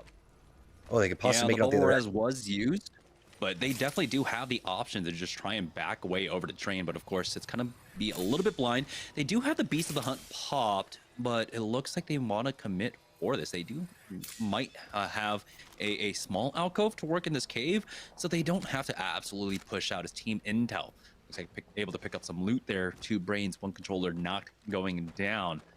Team Intel sitting straight center of the map on the bottom floor. They do have to be careful here. Of course, they can get naded out, and it's all going to be up to team to try and get them out of danger. They are stuck in this position. Looks like Team Rockstar, Team Rice Krispies making that full push out from the tunnel. They got the knock onto Oi Senpai, so they got a little revenge, at the very least. But Sunny has gone down. Scissors pushing up with that Eva 8. Hitting with the Mastiff is Sung. He's got the arm shield to work with. Tries to use that angle, but they have recovered. Here's Team Applejacks coming in for the third party and the pinch as well. As you can see, coming in from both sides, cleaning up both Secret Formula and Team Rice Krispies. An excellent pincer coming out from Team Applejacks. Love to see it from Applejacks, rotating all the way out over towards the side, getting this final third party over towards this train tunnel. Really felt like they should have pushed out on the opposite side and made that blind rotation, just like we were saying, over towards the other side, but they elected to take the fight, and they did a great job. It's just a matter of the third party coming through at the right time and the right place. Meanwhile, Team Pop Darts in a decent spot over here, not in the middle of the zone like we saw Team Intel, but still with some high ground to work with and a couple of angles that they could take. Blight takes a lot of initial damage. Now Team Razor starts to make their play, and they see the weakness that Blight took so much. The scan comes through. They're going to be detected, and this is the fight that they're going to want to win over towards this side. So whoever wins this will have the high ground.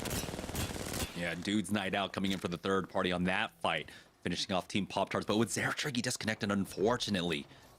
They're just going to try and buy as much time as possible.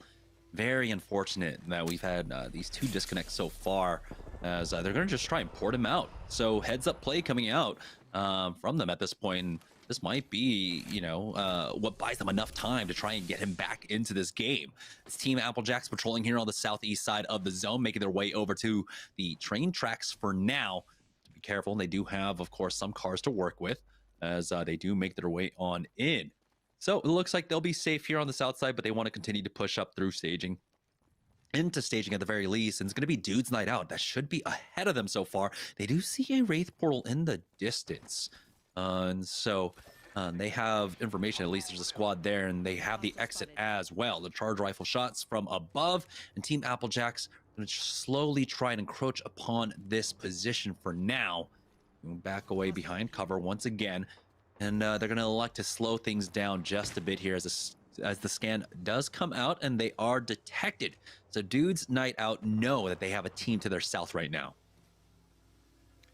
Yeah, and anyone in the zone is going to take massive damage towards the gas here, so they're going to have to start making their way in and find out exactly which angles they're going to want to play. Dude's Night is having a massive game, as is Team Applejacks, and they're going to meet very soon here. And I just want to know, what really is that Gibraltar heirloom? Is that a wrench? What is that, Jamerson? I'm not entirely too sure. The bubble has been used from either side, as we do have the defensive ordnance being used. Here comes an EMP. Now you can see the value of that Beast of the Hunt, giving him basically thermal sight there. They do trade away Lion for Rolders, and with the bubbles being used from either side, they're not going to have the fast res as Team Razor were trying to keep Zeratrick in this, and it looks like they have lost out on him. Unfortunately, they're just going to try and bide time. 16 players remaining in this lobby with 7 squads remaining. There's still a lot of room for them to make up in terms of placement. Applejacks losing out on 1 more, as now it's all up to Clane to keep this one alive. It's Team Intel here that came in for the third party, try to come up behind them, not really able to punish Dude's Night Out. Unfortunately for them, they're just healing up, trying to reset. We'll go ahead and take that port on back down to the low ground, but there's Razor right on top of them. What a heads up play from Team Razor. as now they pick up the kills. They take out Team Intel. Don't even make it into top 6, top 5. It's Team Razor. Again, slowly buying time, really taking advantage of some of these situations. Dudes let out throughout all this, especially Duplex, is picking up an insane amount of kills. Klain getting a knock onto Rolders with the R9. Could open things up for Team Applejacks. Not sure if he's the only one alive, though. Abe's going to take a lot of damage, too. Duplex completely healthy. They're going to see Klain dip out throughout all of that. Rolders going to get res with the gold backpack. Duplex completely stacked, continuing to dominate this lobby. 7 kills overall. Aves has 6. We just got to find out how many Rolders have. This is a huge game. Great portal over towards the high ground as well, but look who you have on the opposite side. It's Team Flashpoint just waiting with the Caustic over there. Perfect execution coming in from Flashpoint, letting the game come to them. Dudes let out, unfortunately for them, should fall here any second there. Did pick up Teen at least on the way, so they're going to be absolute bonkers in terms of kill points. But right now, Flashpoint with the high ground looking very strong. Oh, Team Razor losing out on Hakulo. It's all up to as Flashpoint, yeah, like you said, they have the position, they've got the Caustic, they've got the end game to finish this one all out here. And staging is clarified. We'll go ahead and go for the peak onto the low ground. Only 3 squads remaining, but he's got the barrels to try and choke them out, quite literally, as turns. Even setting up a very cautious angle all the way in the back. They go ahead and go in for the 2-for-1 peak. Mercy only gets the knock, but it's not going to be enough. Koski does go down. This might mean there's an opportunity for the other squad to try and get involved in this, but I don't know if it's just a solo on the other side. But here comes the bubble from Turns. He's going to get aggressive off of this. He's got Clarify coming up as well. As now it looks like it's just a solo here. Turns, hits for the 98, 42. Just one more shot remaining to finish this one off. That Wraith has used the Q to get on out, and they almost got duped. But Flashpoint will take the ultimate win here in game number 3. That's your typical Flashpoint game. Just no one knows where they are. Then you switch on over to their screen. They're fully healthy with a couple kill points and directly in the middle of the circle. That's their MO. Great job by Flashpoint. Yeah, we're going to go ahead and take a break. When we get back, we'll have game number 4 of Series E here for Apex Legends. So don't go anywhere, guys. We'll be right back. Cheez-It snapped. How's it taste? It's so thin, crispy, and cheesy. And I just want to keep eating it. And eating it. They love them. Snapped. So good we may run out of cheese. Team, it's been a grind, but I think I've aged you well. Some might say perfect. Who's ready to show 'em who's the cheesiest? I woke up feeling the cheesiest, coach! Cheez-It, official sponsor of the college football playoff. Imagine you love frosting and filling. I do love frosting and filling. Oh, well, imagine if there was a way to enjoy that delicious goodness anywhere, anytime, out of the toaster, out of the box, out of one of those baggy thingies, with nothing but a thin layer of foil between you and... Pasta. Yes, Curtis. This is a commercial about pasta. I love it. Frosting and filling for your pasta. I like pesto.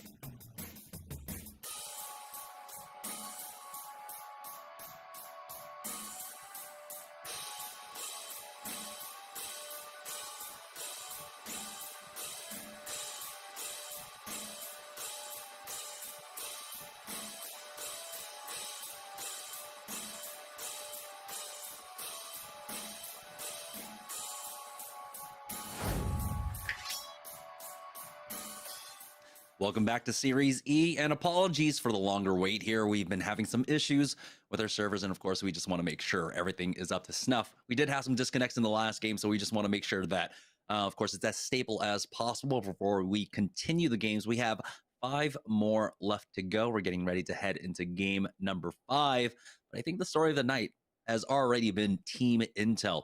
3 high placing finishes already. They have maintained their first place position, but in game number 3, Dudes Night Out had a massive one. Now they are in second place and 10 points ahead of Solafide. And well, that makes sense because they have been taking out Solafide. This is 2 games in a row now, Tom. Yeah, Team Pringles sitting there over towards the top 5, kind of silently making their way over towards the top of the leaderboards, looking pretty good too. But when you really look at past these top 2 teams, it's open up to anybody, really, especially with so many games left here. We haven't even hit the halftime mark, even though it seems like it. There's still a lot more games to be played here. A team like Two Braids with Controller could pop back up with Qualix, AMG, Pop-Tarts. Don't count them out quite yet. But the way that teams like Rockstar, Dudes Night Out, Intel are winning their team fights, it's looking very, very good for them to continue that type of play style and that momentum unless something else crazy happens. Even with Team Razor going down to only 2 players, they were still able to wipe the full Team Intel team, I believe it was, when they went and portaled down over towards the bottom there. So it's been a very interesting start so far. Flashpoint picking up a W and still not even sitting over towards the top 5. Again, they're more of the slower pace play style. They're not going to pick up a lot of kills throughout the games like Dudes Night Out just did. Team Applejacks, they're landing over towards Harvester. They're getting in continuous 50-50s. Unfortunate for them.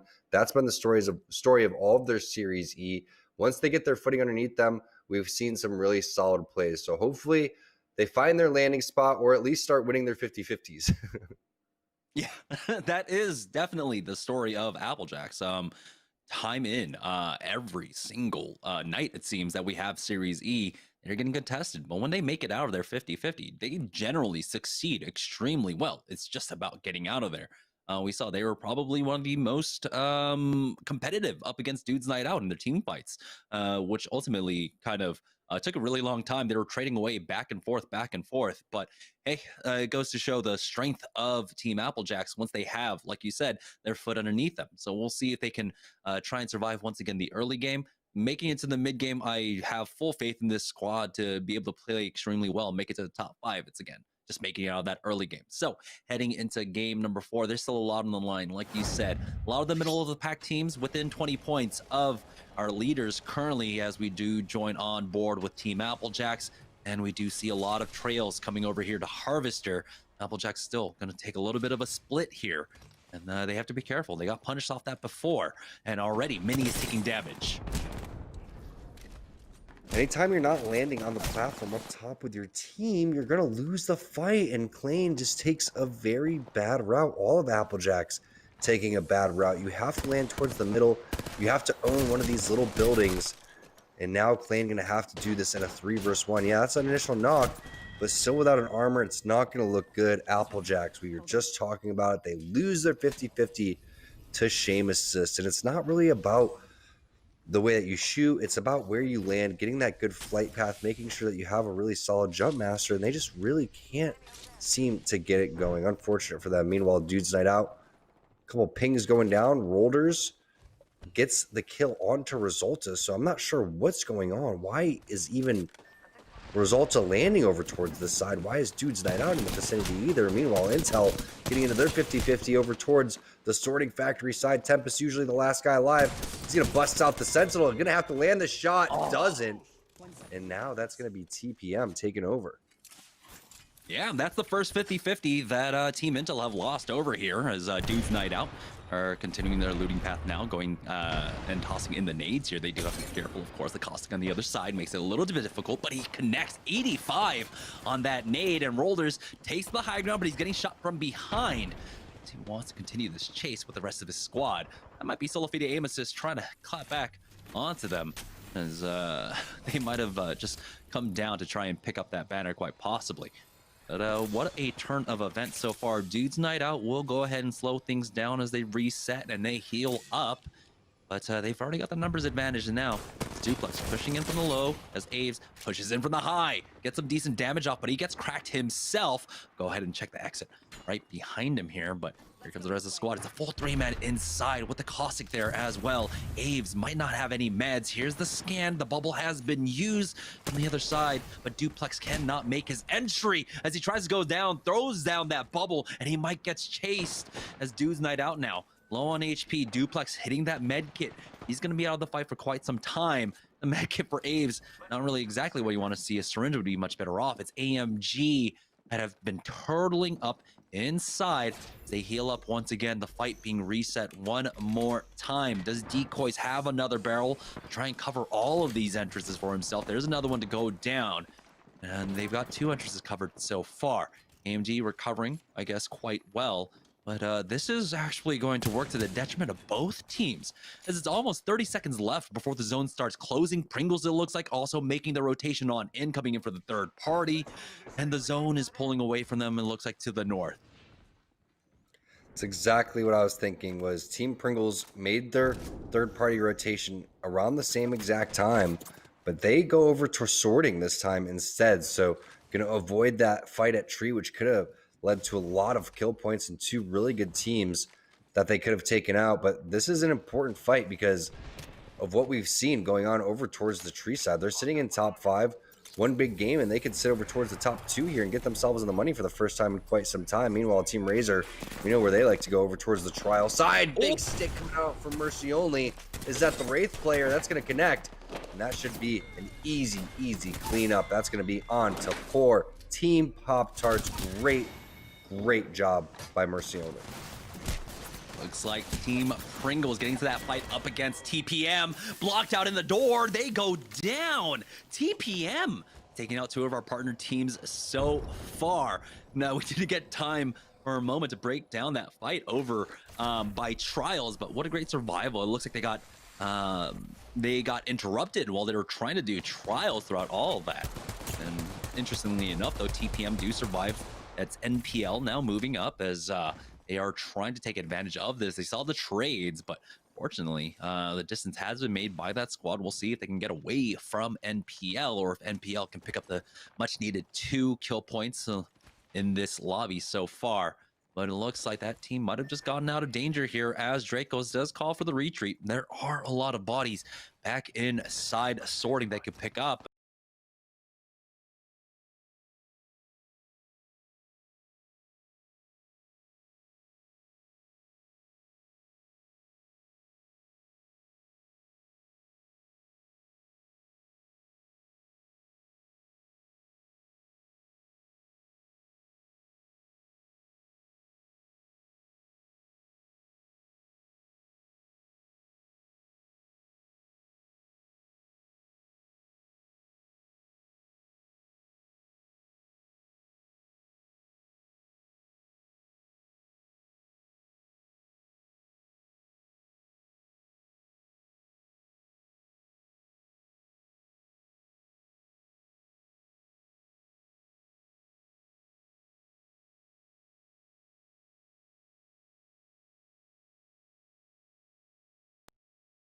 to their east. Good shots coming out from Dracos there. The G7 Scout squad coming out from MPL as Dracos will back away with that Q.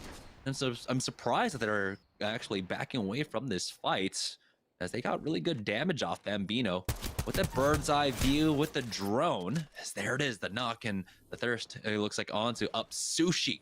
It looks like Dracos gonna go ahead and rejoin his team with the balloon here. It's kind of surprised that he backed away this far. Yeah, sorry, Sushi sounds so good. Meanwhile, that's the Kraber from Sung coming through. He's gonna get a knock. We gotta see some Kraber clips if we could hop on over to our boy Sung. Not sure if he's gonna be able to get the finish. Unfortunately, that's the weakness of the Krabers. You get these great knocks, you're able to find out and scare people, use the resources, but that bubble is just ever so popular as so many teams running the Gibraltar. You're not going to be able to double Kraber the player on the ground, but it is going to have a huge presence now over towards this side. No team's going to want to challenge Rice Krispie Treats over towards this high ground, which we've seen.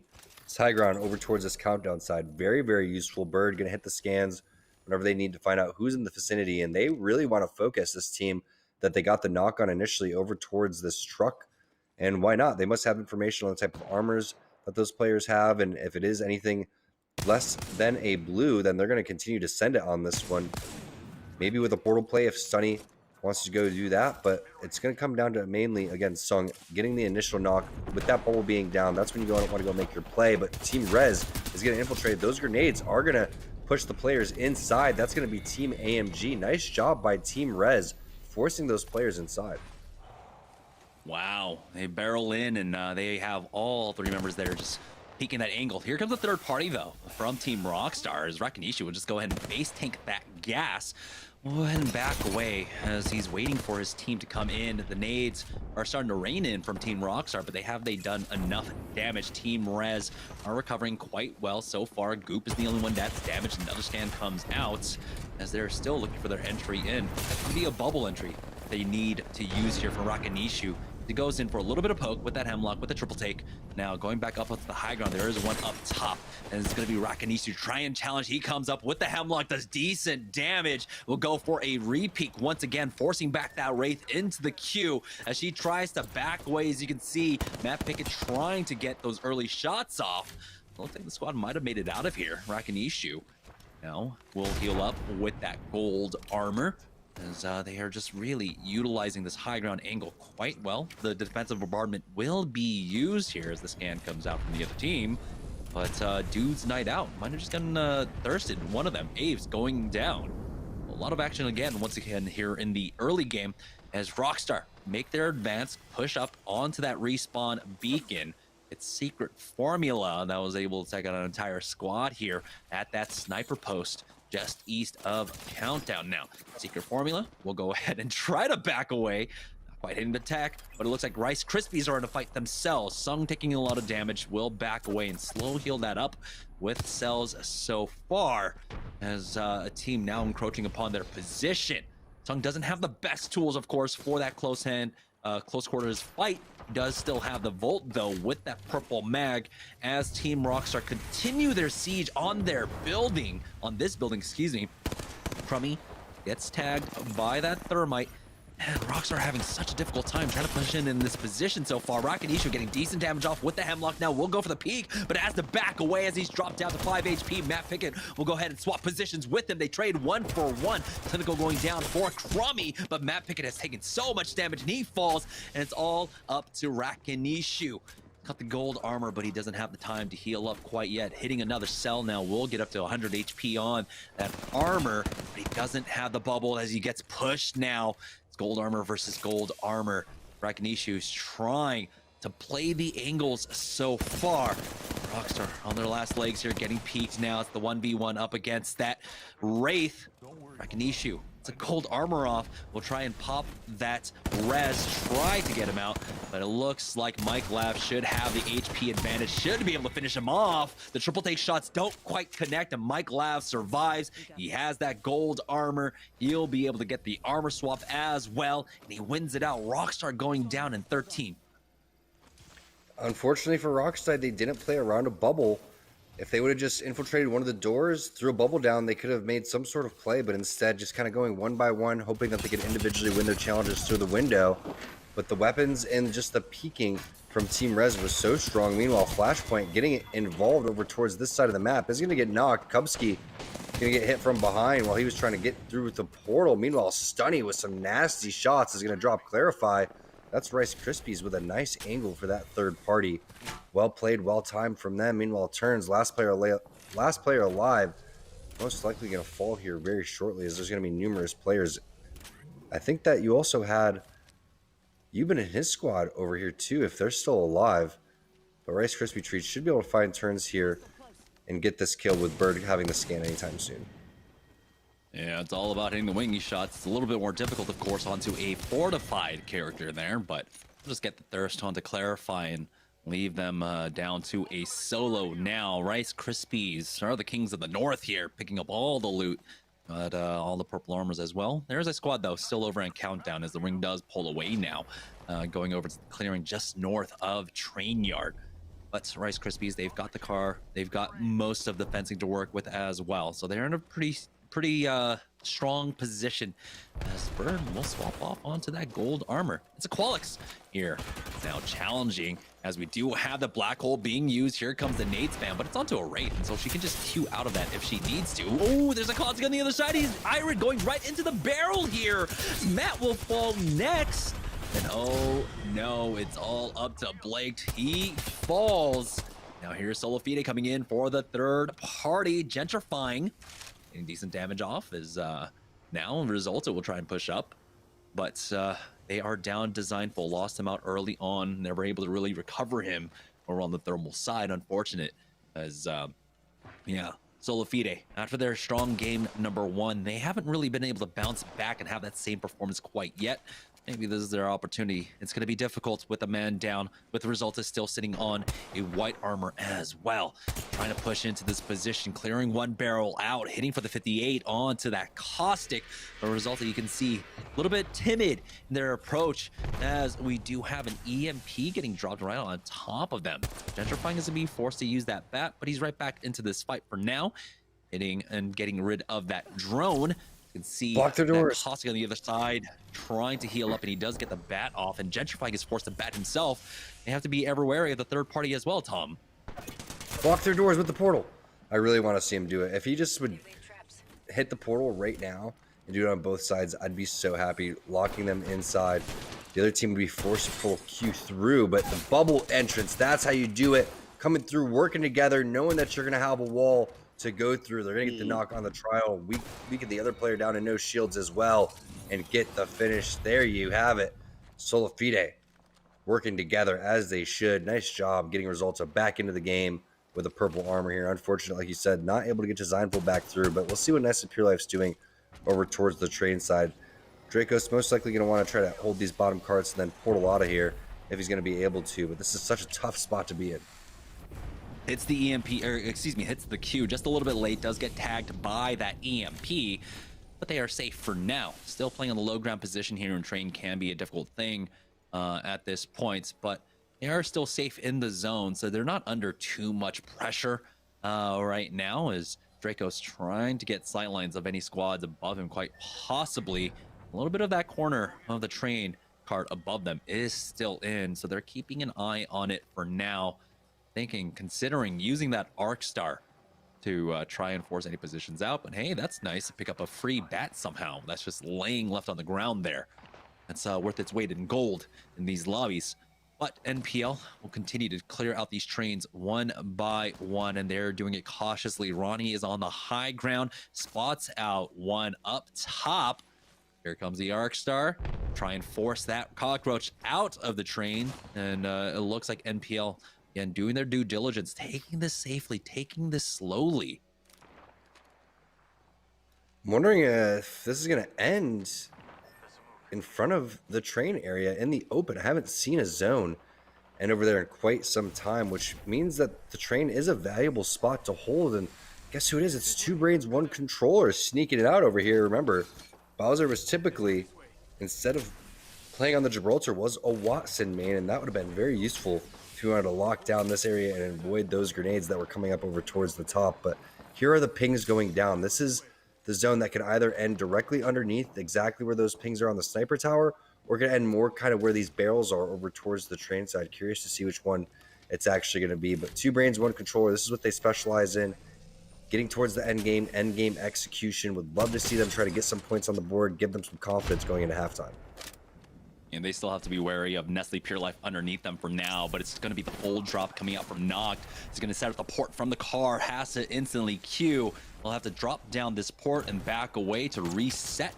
And instead, he's just going to hold the angle for now. He does get tagged, and he tries his best fancy footwork, but now he is in trouble. The bubble has gone down, but it's not on top of his port, unfortunately.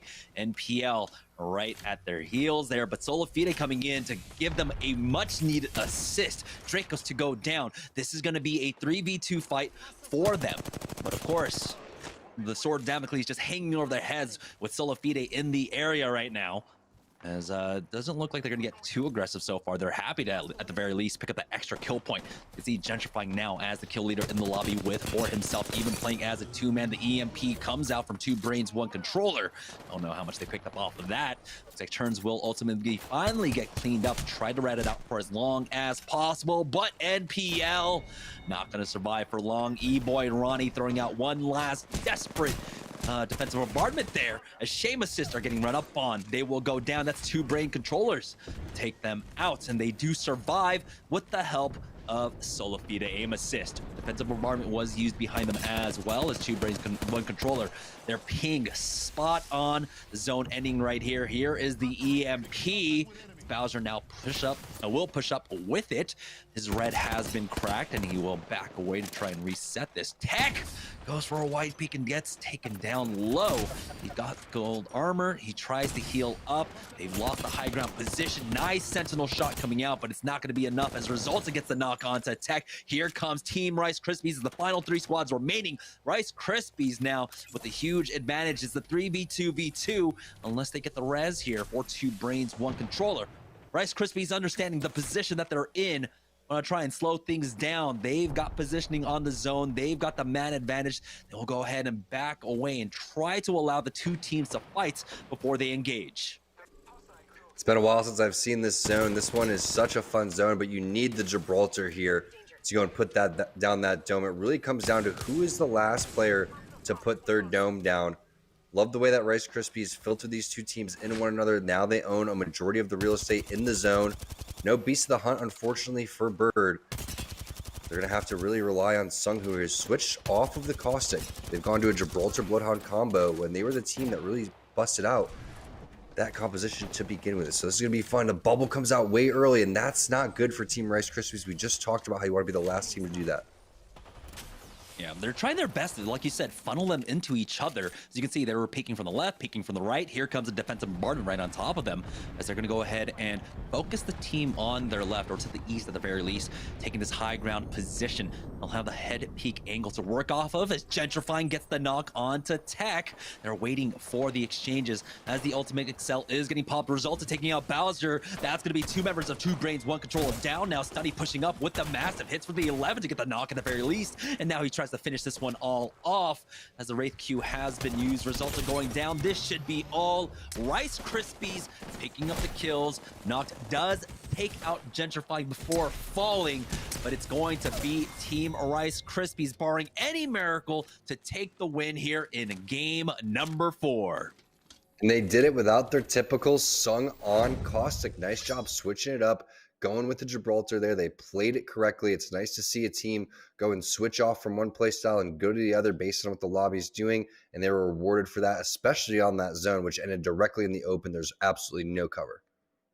Yeah, Team Rice Krispies on the up and up so far. It looks like they're building up momentum, finally getting a win here in week number 9 of Series E.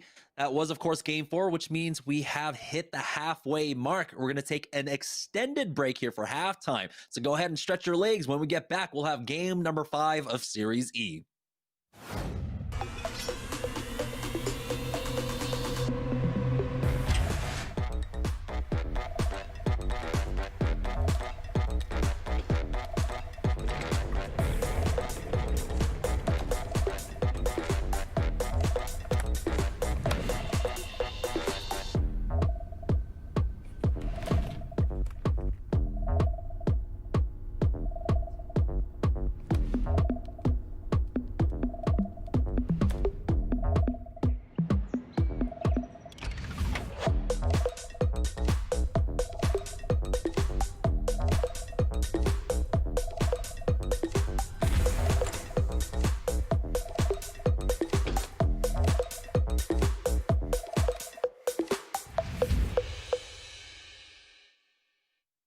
gaming mouse. It needs speed and stability. It needs to be precise and instinctive.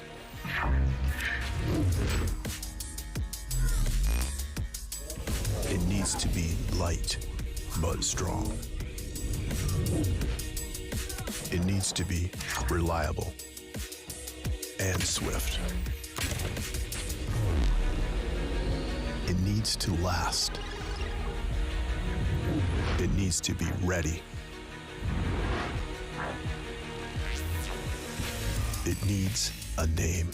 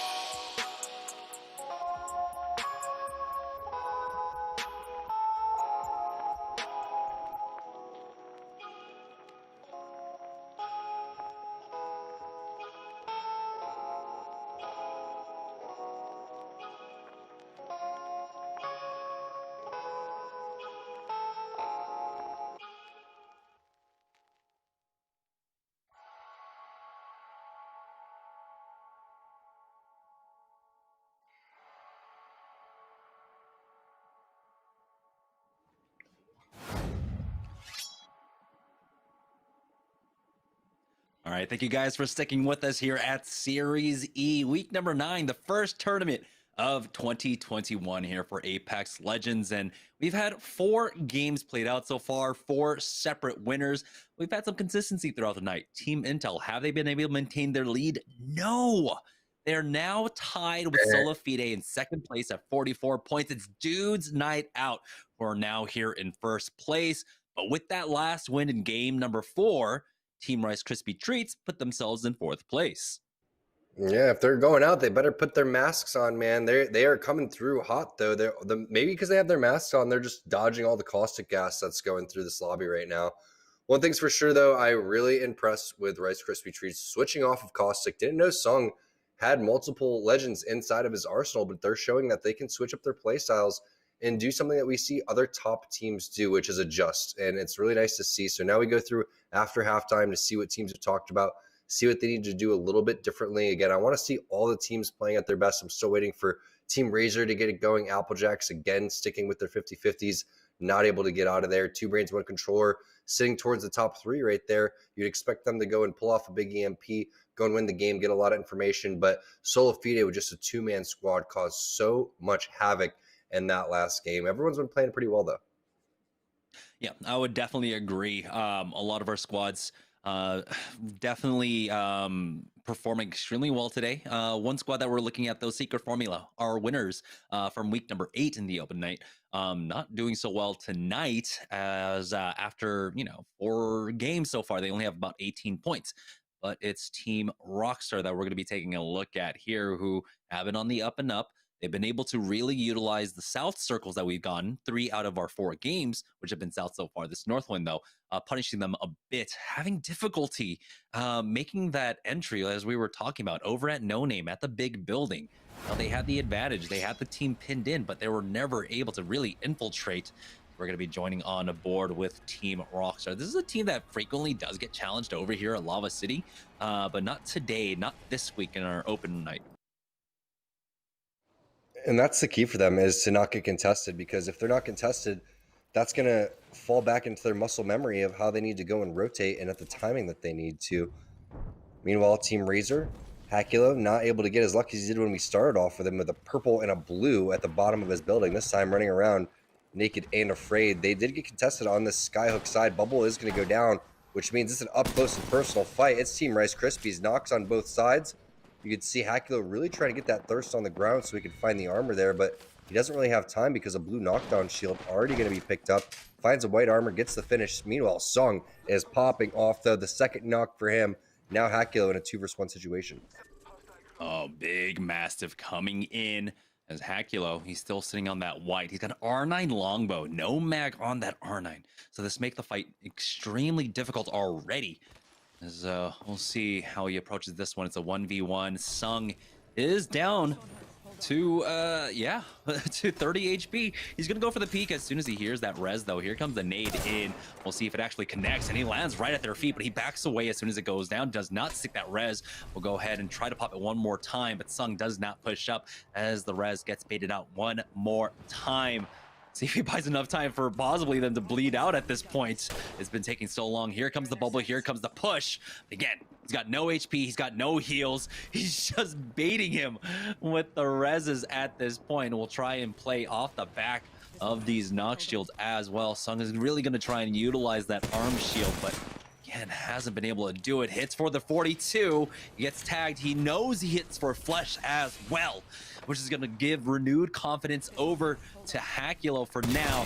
He's quite literally one shot at this point as he peeks the window. He does get taken out, and Team Razor put a stop to Team Rice Krispies here, and here comes the res out from them. It's going to slow down their rotation. Luckily for them, though, this fairly central circle as Team Intel lose their 50-50 once again. TPM take them out early on, and Team Intel had a strong start to the day, but now they're struggling here on the 50-50s. Yeah, maybe they shouldn't have teabagged TPM's body and make them want to come back over and over again for the 50-50, make them try twice as hard. Meanwhile, the third party going to come in could be a Pringles third party. We know that they came over towards the sorting side last time. Another fresh blue over here too. Scanning going to come through. You can see all three players starting to make their way over towards the door. Big damage coming in for Up Sushi. Also hang that blue armor for himself. He's going to go and swap it out. They should be able to send it off this. And it is Team Pringles in the vicinity. Heals coming through. Hundreds switching off from the Crypto, going on over to Bloodhound. So again, another change that we see through the halftime area. And they're not giving up on this third party. Yeah, we're seeing that caustic Crypto composition can be a little bit difficult to run. And so this change up coming out here, as we're seeing a bit more, a few more squads actually running the caustic Bloodhound. And now Pringles is joining the fold. Here comes the scan with the Beast of the Hunt popped. Hundreds does not want to chase after that one. Backs away. Go ahead and elect to try and push out onto the high ground here. Another scan to clear the roof. He does spot out one. He's got the long range of the R301 and that 2x4. But he hasn't quite landed the shots now. The pings come out to their south. And so the timing, like you said, Tom, early on the day, when it takes you more than 30 seconds to try and find an opening, you should just back away off the fight, especially here in the early game. That's what they're going to do. Yeah, and they have armors that they can upgrade for Stink too, so it's not like all is lost over here. They're also gatekeeping that team over towards the right-hand side so they can make their way over towards which looks to be a countdown / train ending. Could end in the middle. Was very surprised by where that last zone was over here towards these barrels side on train, but now we see where Two Brains One Controller is, and they'll be able to help us out with helping predict where this zone's going to be. They see a couple of players scanned over towards these train carts. That's going to be one on each side. Also a caustic barrel up there. So if they want to hit the MP and get rid of the barrels, they could, but that doesn't look like they're going to do it because they don't want to push. So switching on over to Applejacks, who landed Harvester before. It looks like they're still in the vicinity. Not sure if they won their 50-50. Looks like they already have a couple kills, which makes me think they cleared out Harvester already. Yeah, they got the purples and blues to back it up as well. This Lion has done some damage already and getting closer and closer to upgrading that. Klein will go ahead and get aggressive off this support being sent up by Team Applejacks as he tries to go in. Takes a lot of damage. Not make it back into his port quite yet.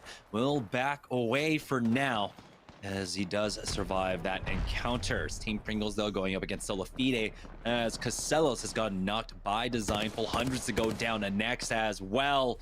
Oh boy, Team Applejacks finding themselves in the maw of Team Solafide, who are here at Harvester. That was the other team and that was involved in the engagement, but it looks like Solafide were able to creep up behind them. Delora can take them out. Here comes a scan from Designful.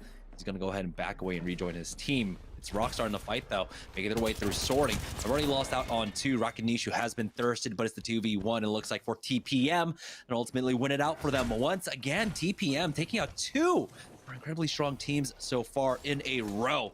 Here's an EMP coming out. Talus is nowhere near to join them. It's going to be NPL coming in for the third party. They haven't spotted out the squad quite yet. And so they're counting their lucky stars that they've actually survived throughout all of this. Don't know if they got the res, but hey, they have survived for now. NPL now using the balloon to take the high ground. Here come the nade spam. Draco's missing the roof, though, as he's now on the low ground, but he has connected with one of the nades. E-Boy Ronnie wants to follow it up here as he takes a slight detour to check out the helmets and the armors. Talus has dropped down low. TPM have recovered, but they still need Talus to heal up now. But they are rejoined as a full squad. They can try and pick apart this team one by one. They do have the numbers here, as NPL pushing in from different angles so far. You can see as they are isolated, they're trying to hunt them out. The bubble has been used. The Sponge is now pushing through that bubble now. They might just be able to get the knock, and they do onto E-Boy Ronnie. Trying to get the thirst, but they lose out on Sponge. They need to get the armor swap for Up Sushi here, as Talus utilizing the knock shields to the best of his advantage. But there it is. The EVA 8 will finish them off. NPL to go down. It's TPM who are now the kill leaders in this lobby, as Solafide are continuing their work over at Harvester, cleaning up Applejacks. 3 partner teams back to back to back. Very nicely done there. Meanwhile, Solafide putting in work, like you were saying, over towards this Harvester side. But wow, what a job by TPM. And I'm just curious to see how the third parties didn't go in their favor, because they got flushed out. There was multiple teams that they tried to take on. At least 4 to 5 teams came over towards sorting, starting with Intel and going and ending with, I believe, Nestle Pure Life we just saw go down. Secret Formula over here setting up on top of the train tracks area and making their way over towards Fragment. Looks like they caught a player out on the rotation here, making their way over towards train side. That train tunnel is going to be tough to get through now as the rest of these teams that landed over towards this east side make their way over here. But I love the positioning here for Secret Formula. As long as you have this high ground, you should be good. It's always so risky to send it back over towards the construction site building. So I think that if they were, they'd probably just elect to rotate before they end up going and charging this building. Yeah, the 2x on the wingman. Don't see that fairly often, but you've been feeling quite comfortable on it. He has been picking up a lot of kills. Right now, having a team pinned down to construction is a quite nice sight, but it's going to be difficult to really try and gatekeep them. There are plenty of options to try and rotate out. Listen, let's move here. Yeah, it's very interesting that they're electing to stay here. And to me, I would think that they'd be interested in just getting positioned, because they could lock down that train tunnel and gatekeep everybody out there, and it's still the job that they're doing right now, except they're not overextending. So while it is nice to sit here, it's the edge of the zone. I get that they would maybe want to stay here for another minute or two.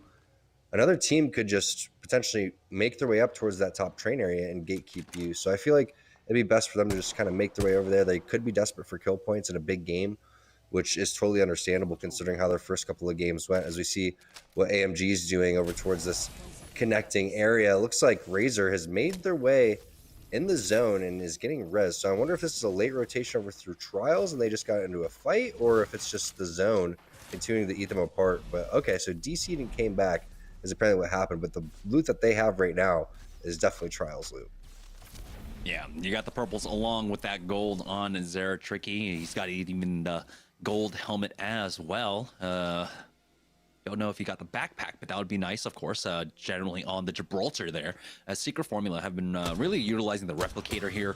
It looks like to just pick up the extra loot that they need, but that does mean, of course, giving up that position, backing up a bit to use that. They have let the team that was over at construction out, it seems.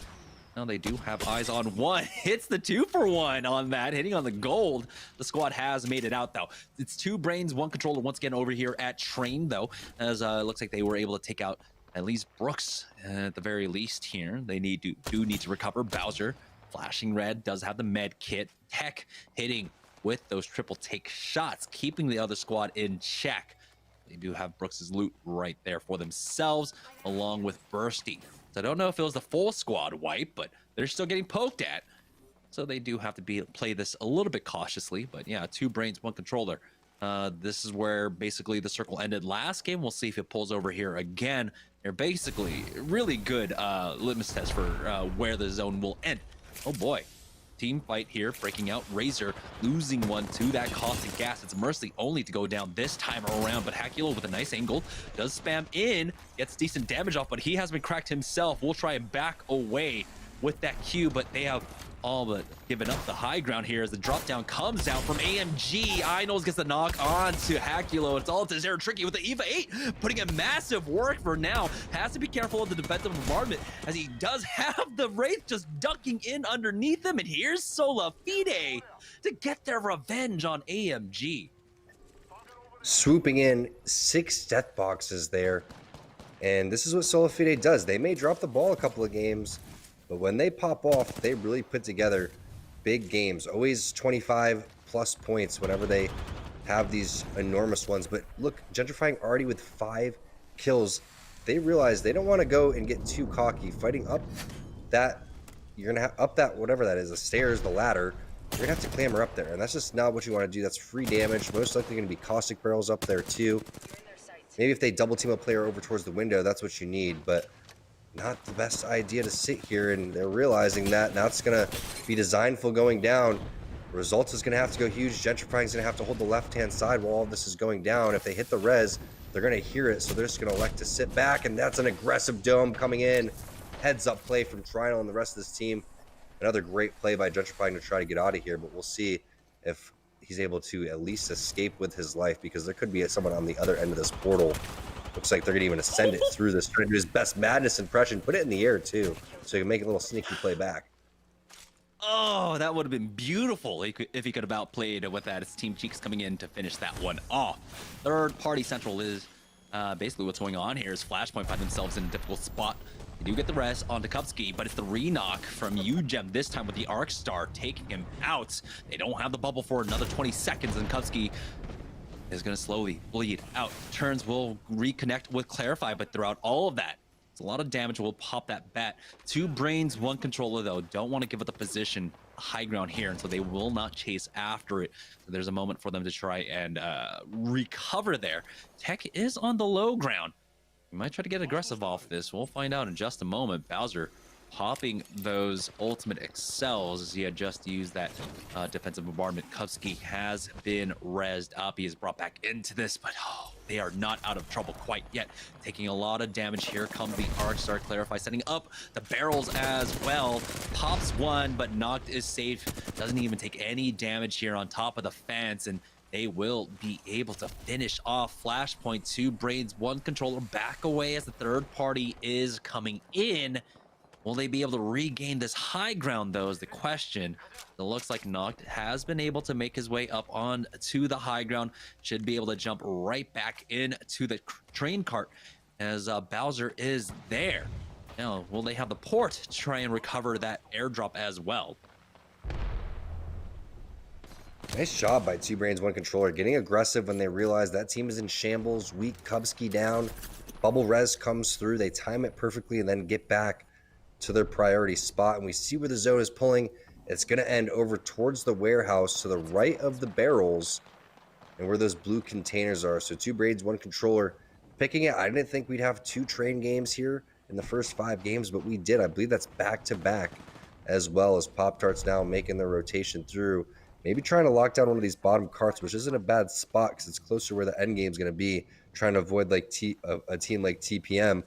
Meanwhile, directly towards their side, TPM has the same exact idea, and it's going to be interesting to see who's going to have the advantage here, because typically 2 brains, 1 controller would be in the best spot, but Secret Formula getting popped, they have a while to go, and it's going to be really up to Yuban to lay down a good portal here. Without the portal, there's no way they're all going to advance. Double gold along with the red on Oi Senpai as he is gobbling up those ultimate excels so far. 50% away from his next defensive bombardment. He did use that to knock and get a thirst onto one, I believe, just earlier on. Here's Pop-Tarts, though, peeking their head out. UGEM, be careful. Doesn't really have much cover to work with as he does back away once again. You've got the armor swaps there. They can really utilize that in these fights as UGEM will go ahead and check his back with those scans. Another 19 seconds or so before he can pop out another one, as he does have a team to their south. Just be careful. It's a little bit wary to actually go out that far, but Pop-Tart's in a pretty decent spot. We got 15 squads left, and it's all full 3-mans as well in this late game now. UGEM getting tagged from every which way, does dip down onto the low ground and will be able to heal up once again. But with 5 squads remaining and a lot of cover, we'll see exactly what they can make of this. Tries to go for a Hail Mary nade there. Doesn't really quite connect with anything, but goes ahead and tosses that one out anyhow. Here we go, round 4 closing, and it really, I don't see any team going down right now. There's a lot of cover for teams to work off of. It's Pop-Tarts being a little bit proactive with their nades. Really nothing coming up quite yet for UGEM. Yeah, UGEM, I don't know. This guy is giving me anxiety watching his screen. He just looks around so fast, trying to give people seizures over here with the way that he plays. But Fat Fruit Ninja has all of the armor swaps in the world that they need. He's going to elect to hit a Phoenix probably because that one's fairly close to the red. But this is a good spot to hold. The bottom cart is completely okay. The only thing that you really have to worry for is a Caustic to come through. But Tech going to get a knock onto Matt with the Arc Star. Still holding that high ground over towards the warehouse side, which you see on the mini map in your top left hand of your screen. The warehouse is still in, so they're going to have the ultimate high ground. Also, another train cart is going to be in too. So expect 2 brains, 1 controller to try to own both of those. Meanwhile, another team may try to make their way across and try to lock that down as well. Yeah, it becomes increasingly difficult to try and challenge this high ground position for 2 brains, 1 controller. Blight got cracked there as a full 3-man rolls up from behind them. Again, it's about making sure that your attention is spread across basically the entire map, every angle. Playing here on the low ground like this, you have to stay vigilant at all costs so far. Luckily for them, though, they have been able to just continue to armor swap around. That Fruit Ninja is close to evolving to that red Evo shield as he does get scanned from his right. They are in here on the wall, but again, they're vulnerable to the team to their south, and there's a team to the north, so they can get involved in a sandwich as Noct is able to get the thirst onto I'm Matt. Aqualix now down a man here. Port play coming out from them as well. Sushi getting one onto Bowser. 2 brains, 1 controller. Might have gotten a bit too over aggressive here. Not quite sure if Bowser took that portal and they were trying to get loot, but maybe while the portal went down, that's when TPM decided that they want to go and make their push. Maybe it wasn't even a 2 brains, 1 controller portal, but I really feel like they wanted loot, went down there, got the knock, got the kill, and they made their play. While that happened, it left them vulnerable towards the side. Another team was just waiting for something like that to happen. Scissors getting it to finish onto Bowser. Very unfortunate turn of events there for 2 brains, 1 controller. They still are in the game, but losing a lot of their players, and Scissors just continuing to pick up more kills. You've been going to get that finished onto Irid as well. Pop-Tarts has been playing this very slow and methodical, though, throughout all of this. Not over-peaking, not really showing all of their hands on where they are. And now we get a peek of where that final zone is going to be. Not quite as far over towards the south as we were expecting, but if not the same exact ending that we had before. Yeah, it's been TPM who've been taking out our partner teams left and right at this point. Will they have their eyes set on Team Pop-Tarts next? All right, here you do see the zone pulling away from them, basically into the middle of nowhere. There might be some cover to work with, and we'll see if that pangs come out. It is going to be the slow zone that comes in next. So it's going to be about 1:30 as that closes up. A minute before anything closes. They do have the scans. They got full 2 squads, actually. A 3-man above and a 3-man below. We still have Noct, I believe, alive somehow throughout all of this. He has secured at least top 4 for his team. Let's see if he can make it any further now. The scan does come out onto Team Pop-Tarts for now. Again, playing here in the neutral, trying to get any pokes, trying to force both teams to fight. They are there on the south, so there's a high chance that Pop-Tarts can force that fight. That Fruit Ninja hasn't healed up quite yet. He's going over to the Phoenix kit. Are they out of heals? I think he just knows that he's never going to have another time to hit a Phoenix kit because of how long it actually takes and the zone's closing. So now he's going to go and hit that portal at the right time. Zone ending directly on these blue crates. He's going to hold on to it just last second. Probably going to hit some cells here. There it is, holding on to that battery for the very last second. And they're the first team into this position. So Blight would go through and put a bubble down here very soon. I'm not really quite sure how slow this zone ends. Haven't had an opportunity to play this far into the games. All my ranked games ended before we got here, but we'll see. This is interesting. This zone is used to close so much faster, but look at this angle that Fat Fruit Ninja has with the head glitch. Bubble being forced over towards the side. Now late portals coming through, and the rest of his team hasn't came through yet because they're just taking off angles. They're really hoping Fat Fruit Ninja is going to lock this down as long as possible. But look at these ring changes, Jamerson. So much more fun than before. A lot of fighting, a lot of action, not just teams barreling on top of one another. Noct got a knock throughout all that, by the way. TPM have lost out. They go down in 4th. Noct still alive, and now here's Pop-Tarts trying to take advantage. But this might be the opportunity for Noct to come in for the third party. We do have trades from either side, but it's Blight in a 1v2. Where is Noct as he comes in? Tries to get a knock here, but it's still a 1v2. Does he have enough? He does not. He does red it out into the top 2, but it's Secret Formula, the team that we were asking to come up and have a strong performance here in game number 5, and they do not disappoint taking game number 5. But that's 2 of our teams that were down there in the lower parts of the standings, having a strong performance here in game number 5. Both Secret Formula, along with 2 brains, 1 controller. Tom.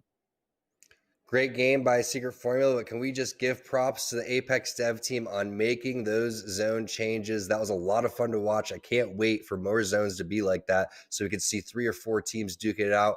Great job by Noct, though, too, also placing what he did for 2 brains and 1 controller. We're going to take a quick break. We're going to get back into Game 6 very shortly.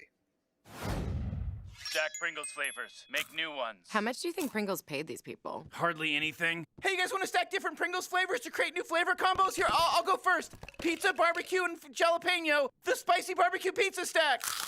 Get him!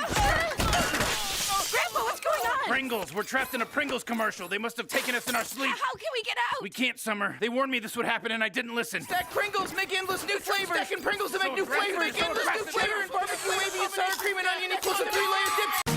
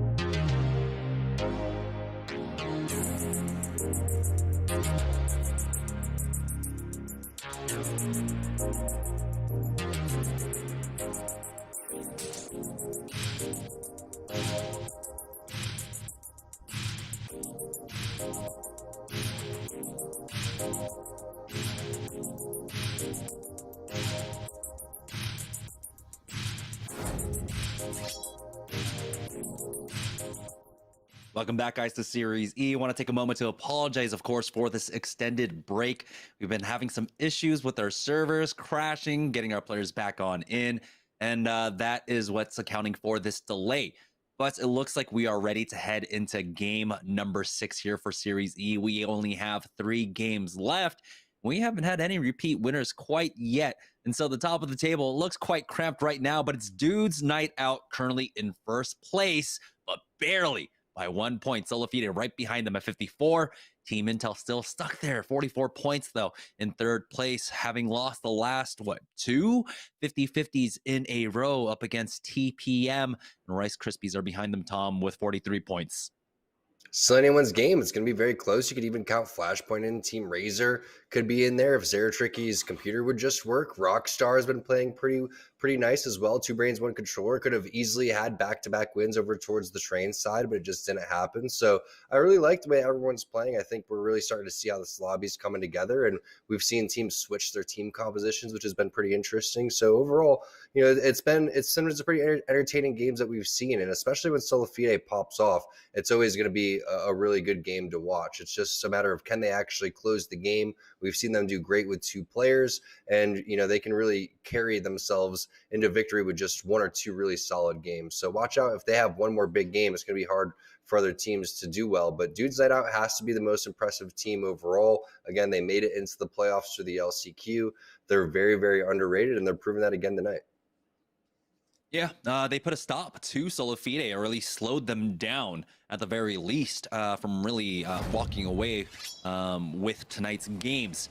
As we are heading into our 6th game, here is Team Nestle Pure Life making their drop over here. It looks like it was a long extended drop at the very least because they are short. And so this does slow them down a lot actually now, as it looks like the ring is starting to pull away. We're going to take a look at that in just a moment. It's going to be difficult, though, because we know our game so far, there have been a lot of fighting in the beginning portions of the game. Yeah, and I don't know if we talked about how E-Boy Ronnie isn't on Wraith as we take a look at, again, the fight that's happening between Applejack's Clayne, Mini, and Lion, splitting Harvester numerous times over and over again. There's still plenty. Oh, okay. I thought, wait. Yeah, Maybe one of the players, one of our spectators disconnecting at this point. Okay. Yeah, shame assist here though. They're the ones that have been challenging them, as it looks like Team Applejack stuck on the low ground. But it's only white armor so far for shame assist, and not the greatest weapons for the long range engagement here, as the scan does come out, spotting one out at least closer. But it's just the full reset coming out from Shame Assist, as they are just healing up right now. It's the slow meds for them as well. But with how long this fight is taking, there's an opportunity for third parties to get involved in this. We'll see if anyone can find an opening frag right now. Sumo just trying to gobble up any kind of additional loot that he can find, but it's so difficult to want to try and split up. And right now, with that scan coming out, Dirty has to watch their back. Honestly, it's one of the things I don't really like about the Bloodhound meta, because both teams have Bloodhound, so it's just be like, I scan, you scan. Okay, now we're just gonna go bubble fight over here towards the side. All right, good. I'm glad someone's going in. Otherwise, they would have stood there for hours just scanning each other. So now Sheamus is gonna go and send it. And it looks like this team did want to try to dip out, but there's a nice little armor swap bait and switch going on. It looks like Lion's gonna drop, and I believe they're gonna be able to find the Wraith that she Qs out too. But Dirty, for some reason, turns his back blindly. Does a great job of sliding over towards the side, though. Where's the rest of his teammates? They end up taking the high ground, and they're not healing. So risky play coming from Sheamus. They could eventually lose this if Klain pops off. Yeah, Klain already got the knock onto Dirty. It's going to be a 2v2 here, and they haven't healed up quite yet as well. No armor swaps for Sunny Hero as they are trying their best to get the one knock onto Mini. Now it's down to a 1v2, but it looks like they do get finished off as Klain does go down. So Sheamus will recover here. It was a much extended fight, but they survive at the very least. And now it looks like 2 Brains, 1 Controller finding themselves in a fight as well. Already down to 19 squads, 54 players remaining. Again, the early game, it's been a huge scramble here, and it generally is on our open nights as a full squad is coming up behind them just in time.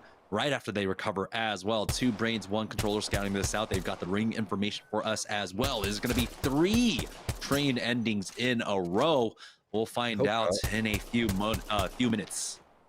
I hope not, but it looks like it's going to be. And if it is, I'm rooting for 2 Brains, 1 Controller, honestly, because this is what they do. They get into the end game, but they haven't been able to close it out. I want to see Nock do some nice plays. I would love to see some sick portal plays. I'd love to see some really aggressive third parties, kind of reminiscent of what Hal used to do on TSM. And TSM doesn't really play that aggressive anymore because the meta's really shifted. But I feel like Tech, with his timing, with the amount of experience they have, and just the overall team fighting power, they're a team that's capable of doing it. So we'll see what happens. And it looks like that's what they're kind of interested in with this nice little portal that Nox put down. This early in the game, you're not that worried about giving up your position, and multiple players are going to come down here and help loot. So this is exactly what you need to do if you're going to lock down these spots. You're going to need resources. Not only that, you need kills, because if you're not picking up kills, all the rest of the lobby is just going to disintegrate. And you're going to come through here, maybe getting top 5 without any kill points, and that's just not what you want to have. So next time that portal's up at 80%, I'd love to see Nock just try to create another opportunity. Yeah, Yujim just getting absolutely punished there as he had the same idea. Now, this is where 2 Brains, 1 Controller do have to be careful to getting pushed up on by Rice Krispies. But Bird has taken a lot of damage. Sung will go ahead and drop down that bubble for him as he pops the bats. Now he needs to heal up his flesh at this point, but looks like Rice Krispies now not wanting to take this fight completely will go ahead and use their defensive bombardment. It's actually Sheamus that's involved in this fight as well. Dirty took the port, has to back up once again. Sheamus regrouping here at the stairs. Currently, it's a 3-team affair. Looks like Sheamus don't really want to fully engage upon this as Sunny go ahead and check their back once again. But with quite possibly another train ending, they want a position for this. I don't know exactly whose port that was. Try and get aggressive. That was a but failed kidnap. Almost got punished there. That was definitely a failed kidnap that got punished really hard, and that made them double back to go and try to create an opportunity. But it's the last thing you want to see when you're running in the open is all of Solafide with Hemlocks, with scouts, not missing their shots and just taking your team down. Meanwhile, 2 Brains, 1 Controller, they're going to help up from the top-hand side. And this is the perfect positioning that they have. I'd love to see this Sentinel into use too. Tech's one of the only players, even Bowser I think was using it, maybe Tempest too. But a very underrated gun that if you can't find anything else, you might as well grab it and then just try to get rid of it a little bit later. You can see how useful the snipers are and just how important having all of these little loot pathings are. If you run out of a gun, you're going to have more. You don't even need to use energy ammo because you have a ton sitting up there. But look at Rice Krispie Treats doing the little sneaky play over towards the bottom. This is a very smart play coming in here. You don't even have to, you could hit scans if you want to, but while you hit the scans, you're going to give away your position. They don't really have to have a presence here. They could just be kind of hanging down, but Sung gets a knock on a Bowser. Oh, that's a pretty big knock, but can they punish it? Of course, playing up top, that's what they've been doing here. And Sung somehow always getting his hands on the Kraber. But it looks like the bubble res will be there. A Sunny Hero, Shame Assist versus Aim Assist. Solafide losing out on one. Designful about to get thirsted. Gentrifying almost going down just before he gets into his queue. And it looks like the angle is there. They get the kill onto him as now it's all up to Resulta. He's got no armor in this as Shame Assist looking to upset Solafide. Will be able to get the thirst onto Gentrifying. How long can Resulta survive as the big boy? Not very long. They're going to probably be placing outside of point range. Meanwhile, Secret Formula taking a lot of damage. They made their way over towards the top train cart. They're going to be fairly annoying because now we know that there are 5 to 6 top teams already coexisting into train. That's going to be a big EMP, I believe, from Tech. If we could look at the mini map, I would love to see how many teams are actually in train right now. Yeah, and most importantly, they basically flipped the position that Two Brains, One Controller were in the last game. Two Brains, One Controller were taking the big warehouse along with the right side carts here, which proved very fruitful for them. They were able to really utilize that high ground well, but now they are kind of cornered in to just that. And you know, there's an opportunity that they get pinched. Wow. As you talked about it, a lot of teams in train yard, but we still have a lot of teams outside the circle right now. About 3 teams converging upon Harvester right now with another 2 ready to rotate in, coming in for the third party. So this is going to be a huge affair. Casellos, with the help of that Arcstar, getting the knock onto Upsushi. That's TPM to go down. Losing out one. Casellos will push through all these thermites. They lose out on Stink. They get over aggressive or get punished on it, and they get finished off. TPM survive, and the res is instantly hit by Upsushi. He's got the gold backpack as well, but Sponge will go down. See if Talus can recover here as he tries to pop that bat.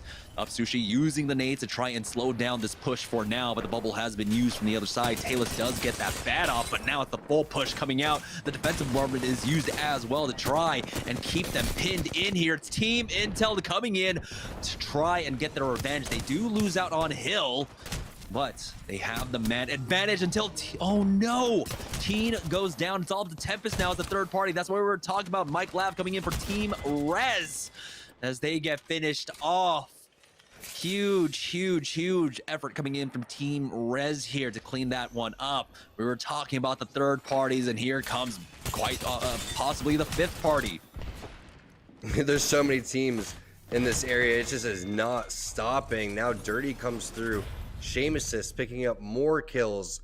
Everybody at Harvester just falling apart. Meanwhile, there's probably teams in train still shooting each other. We saw at the bottom right-hand side, though, about 5 to 6 teams. And once they heard shots, they all came through. Nobody knew besides us watching how many teams actually were there. It looked like a fair 3-on-3 to start. It was not the case. Team Razor throughout all of that probably heard all the shots, but now realizes how many teams actually died. And now they're going to try to figure out how they're going to rotate, because being down here is not the place to be. Anywhere besides this spot would be the best spot, unless the zone is ending here. Yeah, and again, they've got Dude's Night Out in the vicinity as well, going out for the peak.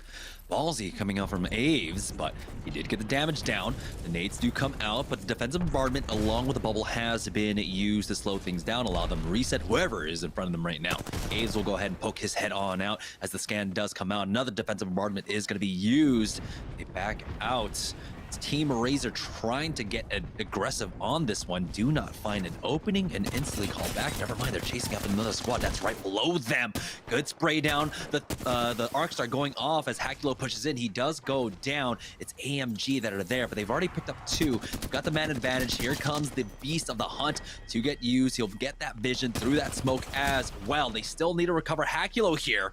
Now they're the ones that were trying to come in for the third party. They're the ones that are getting punished. Zeratricky getting tagged down along with Mercy, only barely surviving as he hits the low ground, but he still needs to recover. He still needs to heal. Here comes the full send, and it's going to be Matt Pickett coming in as the helicopter. No, it's UGEM actually from Team Top Tarts. They're going to be able to recover and take them out. Team Pop Tarts are able to survive for now, getting UGEM fully back into this game. I like to see Blight on Gibraltar. I think that Fat Fruit Ninja could fit kind of anywhere, but he's a strong Wraith. Blight is just a strong Gibraltar, though. If he's going to play anything, he should play Wraith or Gibraltar. I don't know if I said this earlier, but whenever I see him on Gibraltar, he very rarely loses his 1v1s, if ever, and he sometimes takes on 2 players just by himself. That bubble to get the loot was great. Now, anytime that someone's going to shoot you, you're going to have it back up again. Hitting the alt Excel, smart play too. Also, very good portal from Fat Fruit Ninja to get out of harm's way here so you can get back over towards the high ground from where they dropped at. And they shouldn't be too scared. Even if there is a team above them, they could get ready to take this fight. Yeah, Charge Rifle Mastiff, not very good medium range, but for this circle, especially with how much open ground it is, anything with a 2x, anything with a 3x, anything with a sniper rifle here while the zone's still fairly large is going to help you charge up your Evo shield. It's also just going to continue to grief other teams while they're fighting. Dude's Night Out, though, in position right above them, right above their port as well, trying to get some poke damage off. The people and Aves do take some damage here, but they do just back away from this one for now, as that battery will get popped by We the People. They still have that squad underneath them right now, forcing them back. But again, We the People has that nice angle, can really utilize the arm shield on Gibraltar here to try and get favorable trades. Defensive bombardment has been used, but the bubble is there. Keep them safe for now. They just go ahead and push up. Now, though, Dude's Night Out will go ahead and just maintain this position on the high ground here, as there's still a lot of time to work with. Just taking a look at our lobby, already down to 10 squads, 25 players remaining. Let's go this way. So a lot of fighting taking place here in the early game as we head into the mid game. I feel like we watched half the lobby die over towards Harvester.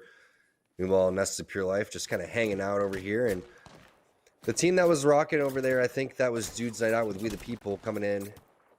Shout out to We the People, played with him a decent amount. They're just going to wait for this zone and ring to close so they can find out exactly where in train this is going to be.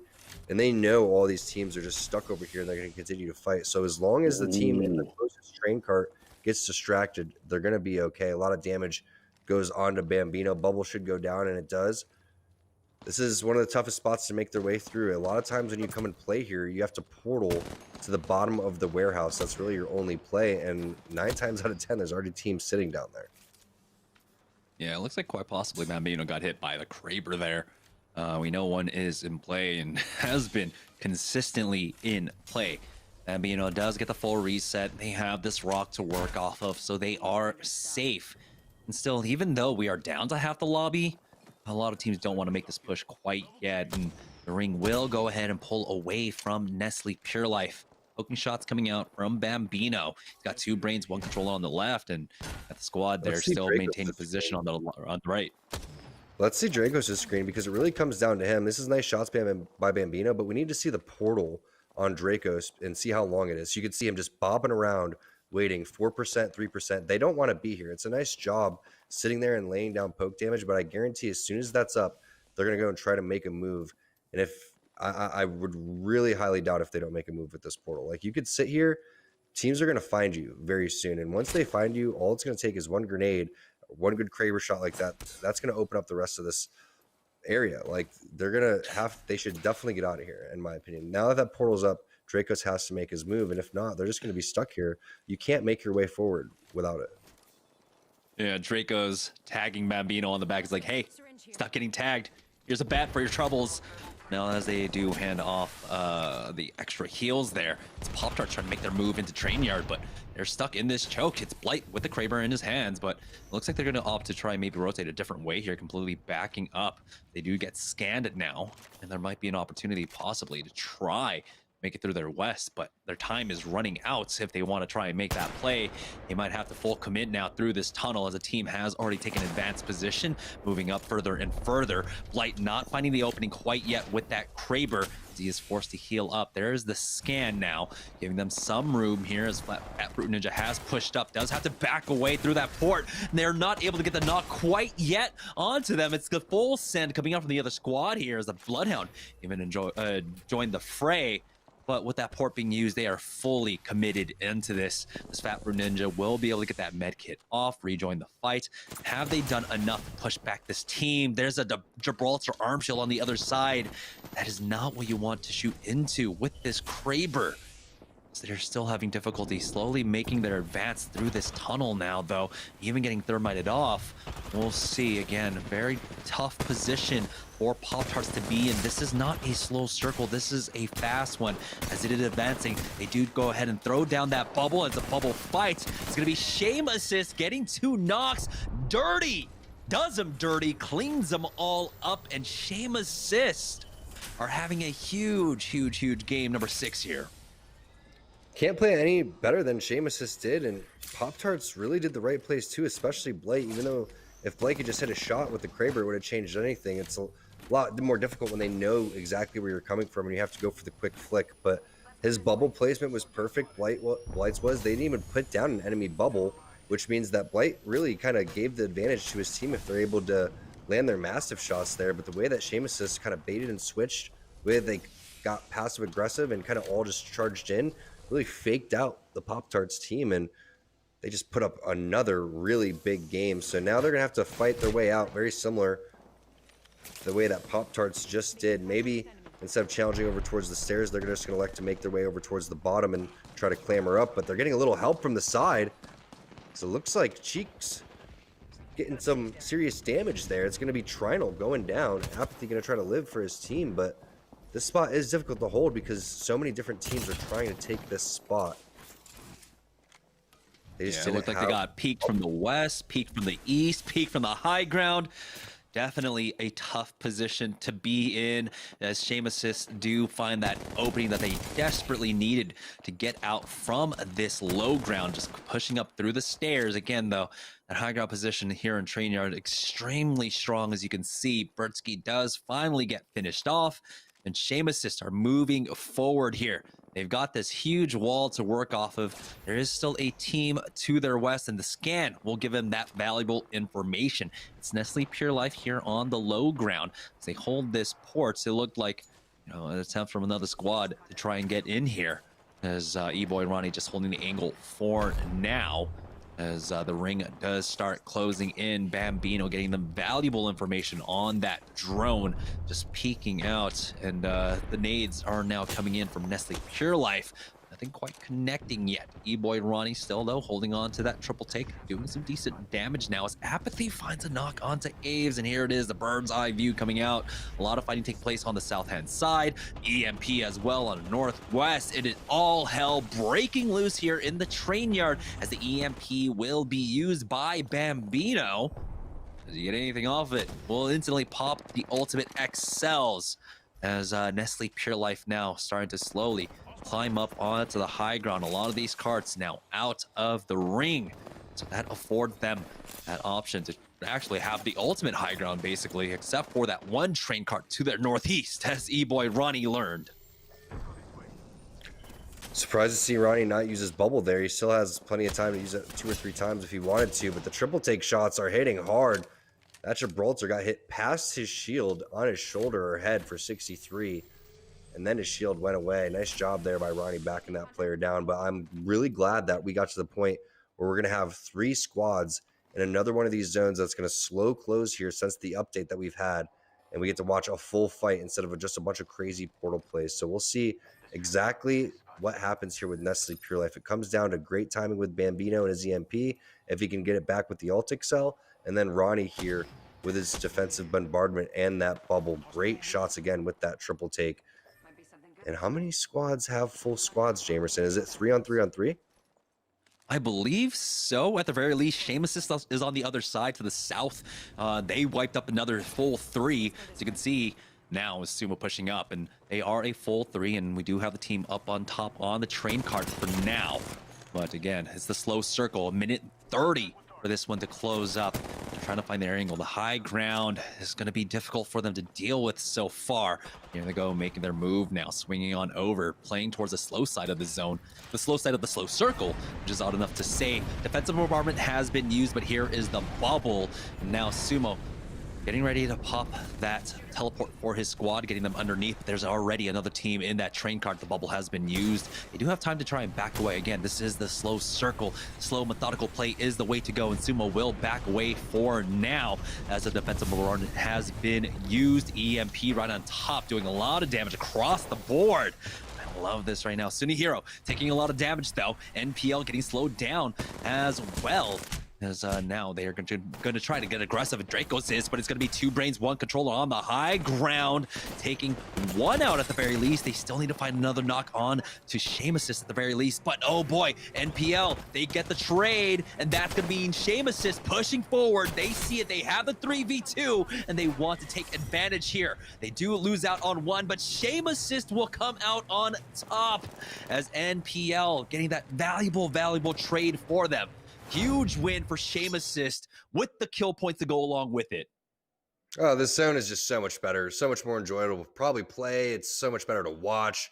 I'm surprised it took us this long to actually implement this type of change because Apex Endgame just got 10 times better. Now everybody can use their utility. There's so many more room for outplays, and it's just going to be so much more fun to watch these top teams adjust to what's happening because no one was expecting that zone to move that slow. I think that everyone was expecting that to go 2 or 3 times faster. That was the slowest zone I've ever seen. It was awesome to watch. Yeah, you can see how the portal timings have been affected and now the rates are having to basically relearn this circle, relearn how to play Apex Legends in the end game. But another huge big win for Shameassist there. Congratulations to them. We're going to go ahead and take a short break. When we get back, we'll have game number 7 of Series E. So don't go anywhere, guys. We'll be right back.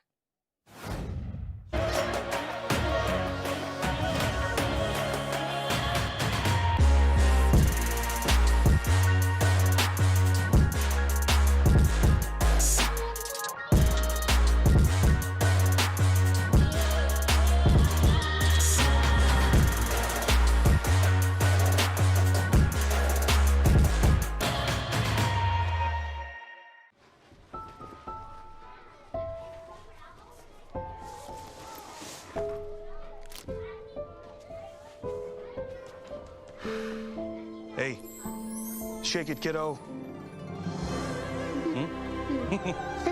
Love Dad. Oh.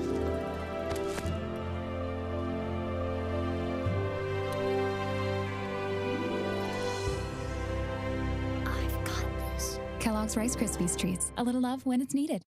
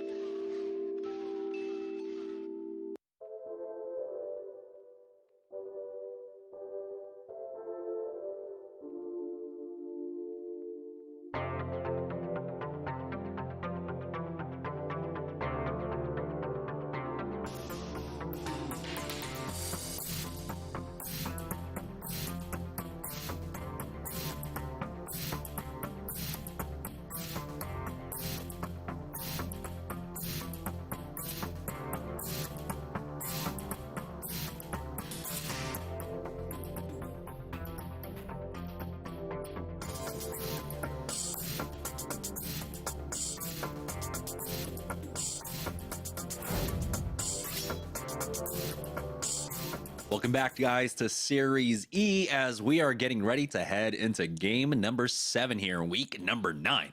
We've had a lot of Apex Legends ahead of us. Well, I mean, we've had a lot of Apex Legends in the past, but this is a completely different feel. We were talking about it during the break, Tom, but these new zone changes, Zone 6, it's been absolutely massive the way it shapes the late game. Yeah, when you think about it, it really actually nerfs Caustic when everyone's sitting there complaining about the Caustic barrels over and over again. Now with the zone changes, it not being just a very, very small circle, that Caustic gas just isn't as powerful as it used to be. So now this crypto Caustic comp that we saw everybody switch to is going to really fall back to more Bloodhound Gibraltar comps, because you could just sit there in the back, scan over and over again, throw your bubble down. You have to have a defensive bombardment. You have to have a bubble, which means you're going to need a Gibraltar. You're going to need a Wraith because everyone's playing Wraith. But what is that last composition going to be? Is it going to be a crypto? Is it going to be a Bloodhound? Is it going to be someone, like Pathfinder, where you can go and get high ground and just continue to stick up there? It really makes sense to just have a recon player, because you're going to be able to dome no matter what. You're going to be able to hit your scans, find out where you're going to need to be, and you're going to have to get into the end of this zone, especially if we're going to have 3 end over towards the train side. Maybe you don't need a recon player. Maybe you just know it's going to end train every single game. That's true. We've had so many games in a row. What's that? 3 in a row over at train. But it's let's take a look at the leaderboards here. It's been Dudes Night Out who have been able to really utilize this very central zone here to the best of their abilities, coming over from Tree at the very least. And they've been running a lot of the west side of the map and have been very fortuitous in picking up kill points along the way. Currently in first place, Solafide now in second place, but Shame Assist. They've been doing an amazing job so far over the course of the last 3 games. Now 54 points, currently in third place. We've even got Secret Formula and 2 Brains, 1 Controller now challenging for the top position. So the last 2 games are going to be very important, as we do have a very, very tight middle of the pack here for this night. You really do. Anybody as high as Rice Krispie Treats could go and still pull this one off. Right when you look at Flashpoint, 36, 38 points there for Razor 2. I don't think they're going to have enough in the tank to go and pull this one out, because you're going to need back-to-back wins if that's going to be the case. But you're looking at still a 7-team race, and still a lot of Apex to be played, because anyone could still win this one in terms of winning an actual game. And if that's the case, teams are going to get griefed, right? So I think that a lot of the players were able to watch how that zone played out now, and we were able to see exactly how slow that ring actually is closing, which is going to make these endgame calls that much more interesting. And I think that a lot more teams are going to try to stay alive, particularly in this game, besides the 50-50s that we get off, just so they could try to get experience in the new ring. It's a full challenge over here for Team Intel, as Applejack's getting in the fight as well up against Shame Assist, and they put a stop to Shame Assist within the first 20 seconds of the game. But we have to take a look at this fight. Team Intel versus Team TPM. They have been losing out on the 50-50s now. We will see if Team Intel can try and bounce back. But it's a huge swap coming out. TPM, they've been taking advantage of the fact that Team Intel have generally been taking the south side of Sorting Factory, and they've actually turned the script on them and have taken the south side for themselves, and they have come up for the better of it. 2 purple armors so far, and Sponge, the only one sitting on the white now. Yeah, it's pretty lucky loot coming in for TPM. They're going to have very good mid-range, long-range, up close as well. You did see a massive coming in from Tempest. That's going to be pretty nice, but this is going to be a fragment zone. So very interesting to see what side of fragment this one's actually going to be. May pull a little bit more towards the epicenter side and end more on the hills like we've seen, not all the way over towards the refinery area. But this 50-50 is always super interesting. Can we give props to Applejacks, though? Ending that so quickly. I don't think we've ever seen a 50-50 end that fast ever in competitive play. But when you look at what Intel has, they're not looking too shabby either, Jamerson. They have the high ground right now, which is this building if they want to go and keep the height. There's the 3x, and I'm sure that hill most likely will continue to make his way. Okay, not towards the height. Looks like they may try to dip out here and leave this fight unless TPM is going to add pressure. Yeah, in terms of HP, they are sitting basically on par with TPM, who had 2 purples And that's why they're not chasing. They lost out on Sponge, unfortunately, here. This might mean a free third party, or, well, free engagement for Team Pringles, who have been coming in from the south-hand side. But with the fact that they haven't heard any shots going out over here, and they haven't seen any trade or any fighting, they might not actually elect to come up through here. We'll see what the timing looks like. Again, the zone ends right here, just on the edge. And so, ooh, Team Pringles have a disconnect as well. They do get hundreds right back in, though, fortunately, and he is moving around now.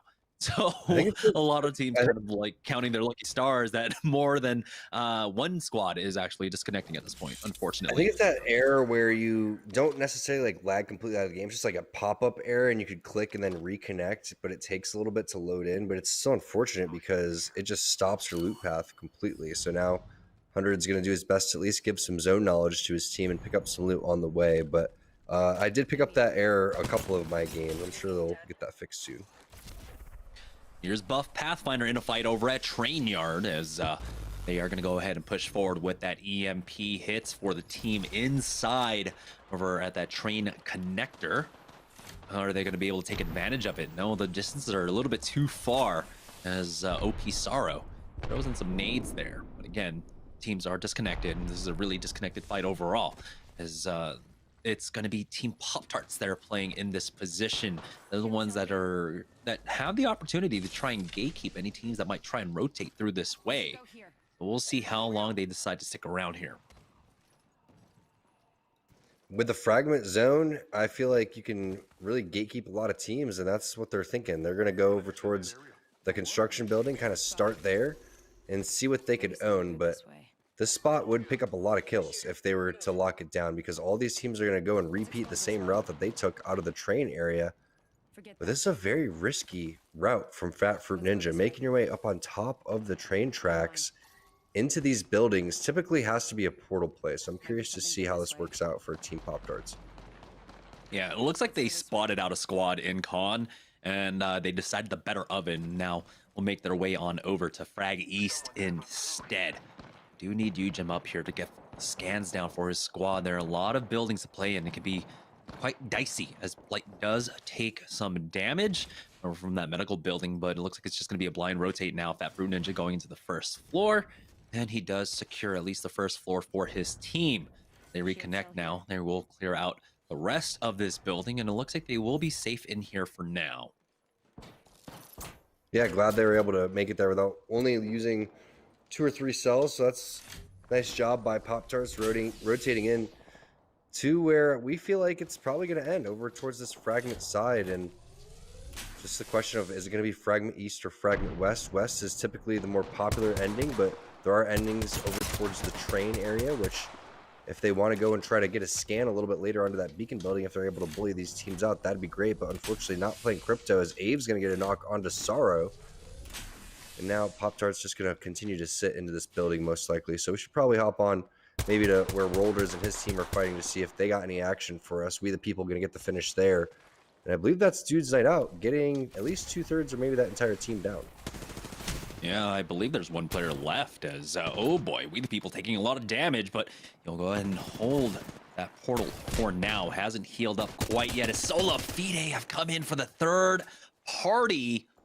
Now it's all up to Rolders here to try and rat this one out, but the lobby is still so healthy. His chances of making it to the late game are going to be dwindling here. Sola Fide, big pickups for themselves, as again, they are on the top of our leaderboards currently. These kills are absolutely crucial for them right now, as Team Rockstar getting into a fight up against Team Pringles. Casella's getting the knock onto Matt Pickett. You don't really see those teams fight that much, and also E-Boy Ronnie going to get involved too. Stink, will he be able to get res? 100's taking a little bit of damage into the ring, is going to be able to hit that syringe. And Casellas with the ADS doesn't land the burst that he wanted to with that Volt. Still doing his best to try to cut off angles with the grenades while he can try to heal. Gets scanned from the back. You saw exactly where that Bloodhound scan was coming from, which means he's going to have to dip out and take a completely new angle. But Talus adds the pressure onto 100's. Pickett's there also. And this is a 3-team fight in the zone. Oh no, Crummy's disconnected as well. So it's going to be a 2-man fight for them at this point, as Sushi has gone down. Here comes the scan, but MPL do get finished off. There was a trade though. We'll see if Matt Pickett can try and take advantage of this bubble forward here. As Sponge is bleeding out, he is dying to the zone. So is Talus, and it's just a matter of time. The R301 and the Sentinel for Sponge, not quite what you want here, as he's just gonna bleed out. I mean, he doesn't even have time to hit a syringe, so he's just gonna die at this point. So biding their time, they will be able to get the team fight win. Crummy does go down. We'll see Team Rockstar just chain reses on him until hopefully he gets back into this game. We'll see. Hopefully he's able to reconnect because they have some decent momentum right now with the amount of loot that's on their side. Not going to be able to drop him anything because he's not back into the game yet. So like you said, it's going to have to be some chain reses or maybe some punches. But the gold bag is in play. So if it's anybody, it's going to be Rakinishu just hanging out. And Pickett is going to continue to just drop the heals for his boy and maybe get into the zone and try to figure out exactly how they could rotate in, because you only do this for so long. He only has about 2 minutes to get back into the game. So let's see what's going on with the rest of the teams and how they're starting to rotate in. And hopefully Crummy makes his way back into the game. But it really depends on how many heals they have. They also dropped him, I believe, an armor onto the ground too, which could have been gold armor. Secret Formula. Sitting in a pretty powerful position over towards the epicenter side. Jamerson, we were talking about that hill. That hill could be a very, very useful spot if it continues to pull that way, because it could end right down there. Meanwhile, Qualix haven't had an opportunity to see much of them, and it's going to be Solafide, Designed Film coming through. Solafide is just running through right now, getting whatever they want. Yeah, and again, they're picking up these kill points like it was game number 1. They were just running through the lobby. EMP along with the Arc Star. Excuse me, not the EMP, but the Black Hole. Oh, Iron jumps right into the crosshairs of Gentrifying to go down. Aqualix will fall. Solafide make top 15, and they have a lot of kill points behind it as well. It was just a last-ditch effort from Aqualix to try and full send onto that one, but Gentrifying just swats them down. I feel like Solafide is gonna, love this meta right now with the slow end game. They're gonna be able to fight this out. They have the team composition for it, and they're confident right now after having 2 really big games. That's really all Solafide needs to win, is 3 big games, because of just how aggressive they are and just the amount of kill points that they put up. Flashpoint, completely different play style, making their way over towards the broken building, hitting continuous scans on the beacon over towards the side. Big information for us. You could see possibly that Secret Formula could be in. A little bit of those spikes from the epicenter icicles showing there. They may make the rotation down the hill if anything's the closest and nearest building. But the way that Flashpoint is playing this and the amount of zone knowledge we know that they have, could be that Fragment West zone right in front of them, which means that this broken building is the best spot to be in. And they're going to continue to hit scans for us too, giving us round number 4 here very shortly. But Clarify on the Caustic is going to be the most important player by far on that team. He's going to have to lay down really, really good barrels, and also when they get weak, shoot the barrels and kind of cause a dust storm so they can actually heal, almost using it as a Gibraltar dome.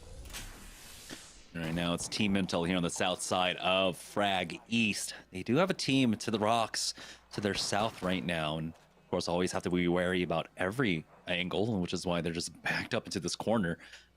Just only one window to get for you to get peeked from instead of multiple at this point. But here's Teen going for another peek to their south as Hakulo is forced on this for Team Razor here to use that bat with that gold armor. We're here on Frag West. It's still difficult to call exactly where this ring is going, but like you said, Flashpoint taking control of the broken 2-story over in Frag West could be a good indication that it will pull on over this way. They do have, of course, the crypto along with the drone to pick up the information, the beacon every time the zone closes. Right now, Razor just holding this building for now. Oi Senpai did find a knock onto Tech. Looks like it was Team Pop-Tarts that was south of Intel. As Hill got the knock onto UGEM there as well. So 2 separate fights breaking across the map. Yeah, let's hop back over to Flashpoint once we see some of these fightings. It's going to be a nice little capture coming in from Teen. Doesn't connect. I don't think they're going to get aggressive on that one. They're still in the zone here, but I'd love to see what Flashpoint has for us on the mini-map so we could find out where this zone's going to be. They have Zone 4 for us with the scan from the broken building side. The rest of these teams are going to do exactly what Teen just tried to do. They're going to try to go and hit a portal, maybe get a capture. If not, they're going to stay in the zone and try to fend players off. Now they realize they're getting pitched from the side and possible grenades are going to come through, so they elect to just full send it over towards the other team. Knocks coming in from both sides. This is going to be Team Pop-Tarts. It's up to Tempest as usual as the last guy alive, and as usual, he's going to win the team fight for his team. Wow, huge, crucial, but here comes the third party. The bubble has been used as well. Now Tempest gonna play Ring Around the Rosie with them, dodging out of danger there. Intel, unfortunately, getting punished now. Those 2 brains, 1 controller coming in, waiting for that port. Actually get abducted, it looks like. No, it's a different portal now. See, now goes takes to the roof. 2 brains, 1 controller. Excellent timing on that one. We'll see if Tempest can recover here. Tech has gone down as Team Rockstar coming in. Instant thirst onto him as well. 2 brains, 1 controller want to stand their ground though and want to continue this fight as Nock has pushed into the building. It's a 2v3 in the favor of Team Rockstar, and they lose out on 1 down to a 2v2 now, using a Nock shield really well. But Solafide have gotten involved in this now, taking out Crummy as both sides now losing out. It's all Solafide though as it continued to push up. Matt Pickett now with that Beast of the Hunt popped, does try to back away as his armor has been cracked and dropping over to that medical building. Rakanishu does recover the banner of Crummy, but he's still in the middle of all this danger. For now, it's Solafide here on the high ground, gentrifying. Caught out, isolated by himself, but he does have the rest of his team to cover him. Designful even dropping down to the low ground. Punished a little bit, but it looks like Solafide do have full control over this situation, and Gentrifying with the Q will be able to rejoin his team. So Solafide taking advantage of that fight, picking up some more kill points. It's not a full squad wipe for them, but the kill points are crucial at this stage of the tournament. Really nice timing from Solafide. Also, good job by Pickett and the rest of the Rats to kind of skedaddle and get out of there when they realize the opportunity isn't to sit there and win the 2 versus 3, but it's to get kill points or placement points, excuse me, for the rest of their team. Tempest's gonna finally get thirsted there by Resulta, and the amount of loot that Solafide is gonna have up here is absolutely insane. You can see about 8 boxes sitting on the top floor of this building, and the zone's not even ending over here. So it really started with Intel getting aggressive with that portal, team taking that initial 100 damage, but then they decided they wanted to double back, and maybe that could have been Solafide that was pressuring them over from the hill and kind of forcing everything into one another. But again, the timing and just everything from Solafide has been perfect so far. This is the type of game you want to see them finish. Stunny calling over Sung here. The drop has come out over on the Market side. And of course, this could be just the ending over at Market. Ooh, boy, he does get tagged. He wasn't able to pick up that Peacekeeper. Still waiting for that bubble for now. It's going to be Team Res trying to push up on Solafide, or was it Solafide pushing on to them? Mike Lav gets instantly thirsted as the defensive bombardment has been used. Lancer right on back. Stunny has to back away. They have his Q to survive for now. Bird will pop that Beast of the Hunt for the extra mobility along with the scans, as I don't know if they were able to fully recover that Peacekeeper, which could be crucial here in the late game. For now, they have a lot of squads around them, especially playing here in the center of the next zone. As Clinical Answer's back, Designful goes down. Solafide haven't been able to use his advantage well now. They are disconnected. Resulta is here in the bubble. Gentrifying has rejoined him. For now, again, this is a very scary situation. You got a minute left. You have to start moving for the zone. There's only 2 ways to make their way on in. Slide out with the massive hits from the 77 with the 79. He gets the knock on to Clinical, but it looks like they will be able to recover, knock him back on into the building, and get the res onto Designful. Not really sure how Designful went down, but obviously the only player that doesn't have some sort of getaway as we see the scan onto the next zone here. Courtesy of Flashpoint, they've weaseled their way into the next closest building, but realizing that they're not in the zone. So this is where they're going to start make their plans. They have a 3-2-1 opportunity on that player in the window. Turns is going to get the knock. That was on to Mercy only. Nice job and great teamwork there.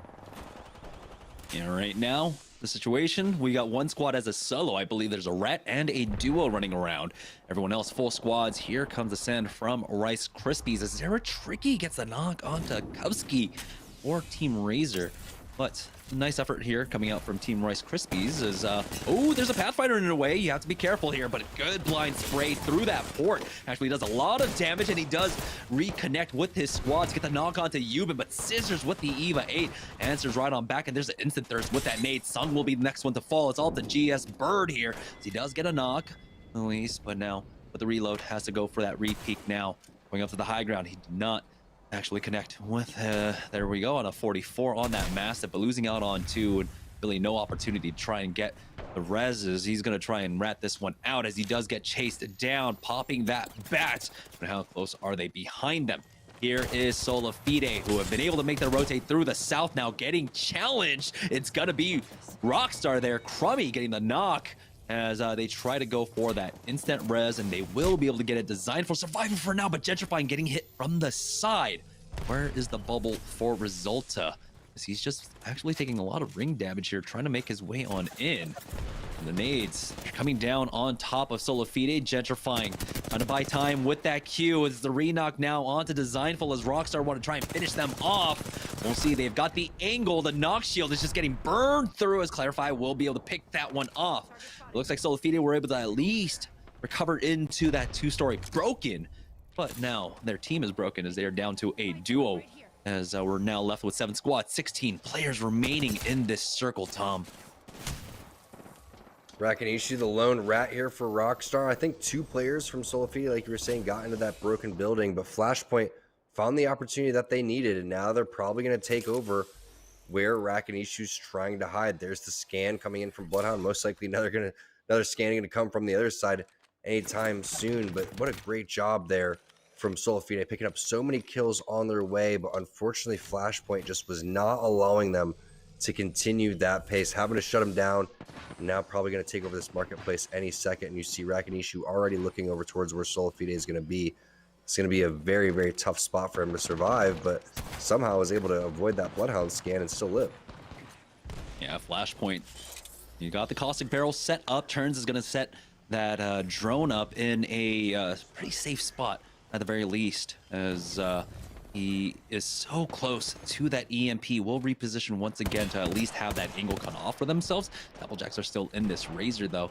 Middle of the map now, starting to push forward. Resulta gets a knock at the Clarify, and this might be their opportunity. Solafide has gone down though. And so now Razor, one of the few healthy teams left in this lobby, as they are going full on in. Applejack still alive for now. There it is. You got the finish off onto Turns. So now with 2 squads remaining, going to be a clean team fight here, and this is going to be a nice little treat. This is the slow circle, by the way, guys, the new update to the circle here. And so it's all about positioning. It's all about your usage on your cooldowns. We'll see how well Razor can close this one out. Get an actual fight, right? Instead of just everyone mosh pitting over towards the center. So this is going to be nice to see. And again, having Gibraltar is going to be huge. We have to find out what other team composition is being ran on the other side. We know it's Applejacks. We know that they're rocking that Gibraltar as well. And here's an aggressive play. Razor going to start pushing over towards the middle of the street. Gets one player caught out over towards the side, but is it a bait? The other guy's obviously sitting behind cover towards these cars, but the initial burst is too strong. Mercy takes a decent amount of damage too, and Applejack's just a little bit too split. Are they going to be able to recoup inside the building? That's a fast reset, by the way. You've got the gold armor along with the cells there. The bubble has been used. Zeratrick doing great damage as they're setting up the crossfire now, but they've lost out on 1 mini. He's able to get the knock, but there's a re-trade coming out from Hakulo as he picks up 2. There's only 1 left on the side of Applejacks here. It's the 2v1 for Team Razor to close this one out. They can just play this slow. They can just play this methodically to get the win. The 88, and they finish it off. Team Razor take the dub. Nice plays from Team Razor. Again, Applejack's a little bit too spread out. They had to go and all sit into the bottom floor of that building, which made it difficult to go and cut off the angles. It also just gave Team Razor tons of confidence. When you start pushing forward and you start getting that team on the ropes, you don't want to stop the aggression. They didn't put their foot off the pedal. Very nice job. Very nice game by Team Razor. Yeah. GG Team Razor in game number 7. We have 1 more to go to close out the night, and you're not going to want to miss this. We're going to take a short break. When we get back, it'll be the conclusion of Series E week number 9, our open day. So don't go anywhere, guys. We'll be right back. It's Kellogg's, Fruit Loops, Apple Jacks, Corn Pops, Tiger Paws. They're Jumbo. Jumbo snacks, snack time heroes. Gonna take them on the go. Eat your cereal, magnified, showing up for snacking time. Jumbo snacks, snack time heroes.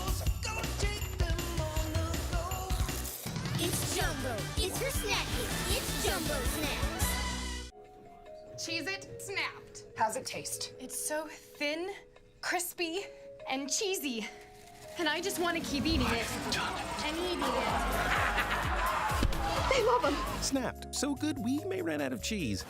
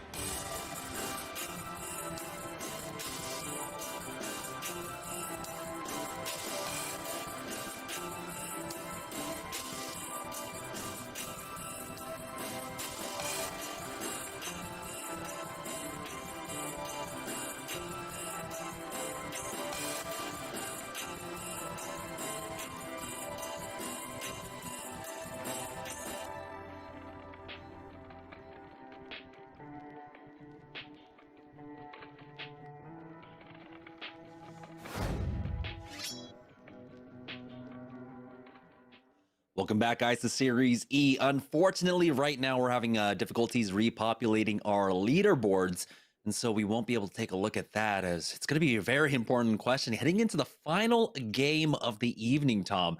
So we had a lot of teams vying for first and second place. Remember, we have $500 on the line, $300 for first place, $200 for second place, and these teams, they have been all performing extremely well. We have a lot of teams that up there. We knew that like maybe 3 or 4 teams are extremely close in the top 4, Tom.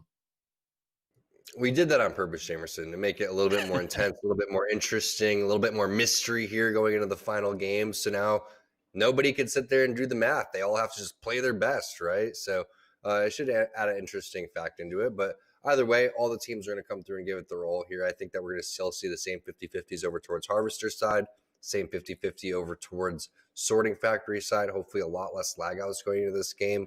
Having a little bit of an issue with that. But other than that, this has been one of my favorite open days that we've had at Series E, especially with the zone changes, but just the way that everybody's kind of been playing. And we were waiting for Team Razor to go and step it up. We were waiting for them to pop up on the leaderboard. They were sitting down there, I think, around like 7th or 8th place. So with that win, they should have an opportunity to make their way towards first or second. So we've had a very, very competitive day, especially for our top partner teams and a couple of our open teams that have been consistent as well. Yeah, a lot of the teams that we've been waiting to really pop off have done so in the last, well, basically in the second half here. Shame Assist having a number of runs, along with 2 Brains, 1 Controller, having multiple top 3 finishes there in the last few games, have made it extremely competitive. It really does suck that we don't have the leaderboards, but hey, at least we know that this one is going to be an explosive game number 8. Here we are on board with Team Intel for the final game of the evening here at Series E for the open night. Been challenged by TPM multiple times, but here they are running as a full 3. They've regained control of the south side of the banana building. So they're the ones that are picking up this loot. They've got the purple along with the blue on Tempest here. Running as a full 3-man. They're not going to chance anything. Not at all. Not in the final game, especially when you're in the running here. And I think the respect for TPM has gone up significantly after the first 2 fights and have lost a couple of them as well. Bubble going to go down fairly early. We take a look at the other 50-50 because the action's going on. Lion loses a little bit of his armor. Now Klain and Mini going to have to bait and switch while he goes and heals, but it looks like Lion doesn't have any heals. He's just going to use the Gibraltar shield instead. Now Klain split up, and this is not what you want to see coming in for Applejacks. They do have a crossfire, but a great Thermite's going to come in. And now it's just up to Mini. They're going to get sent on, and Shame Assist going to knock out Applejacks and their squad.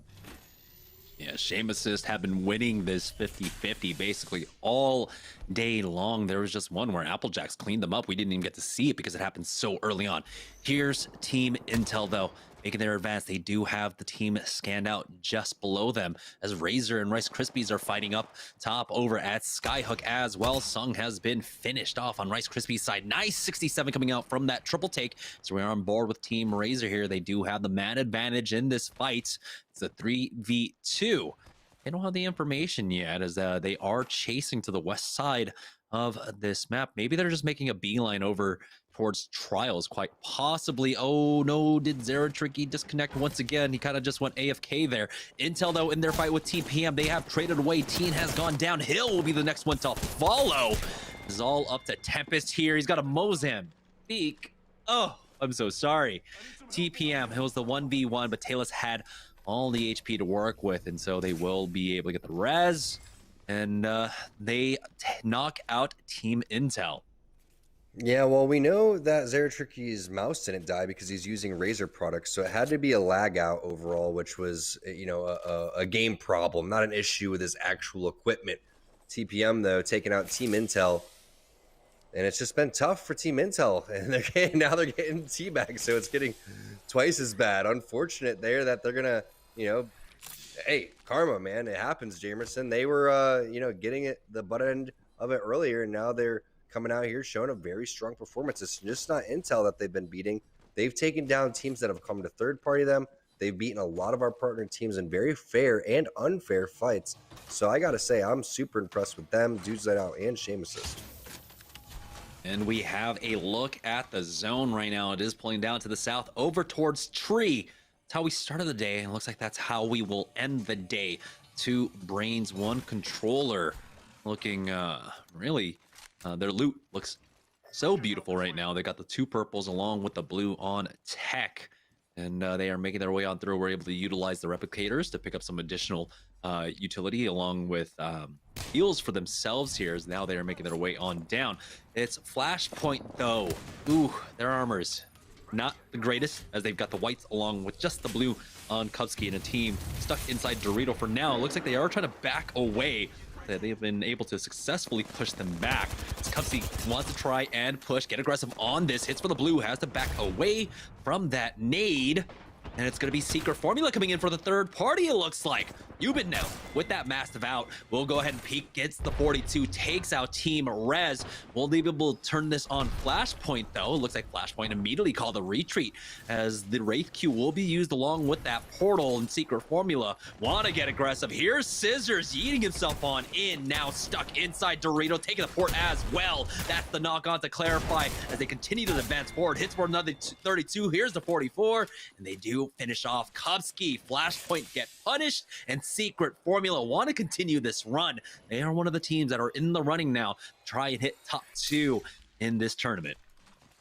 Yeah, Secret Formula just flexing all over Flashpoint right there, especially Scissors with some great plays coming through, not allowing that team to escape.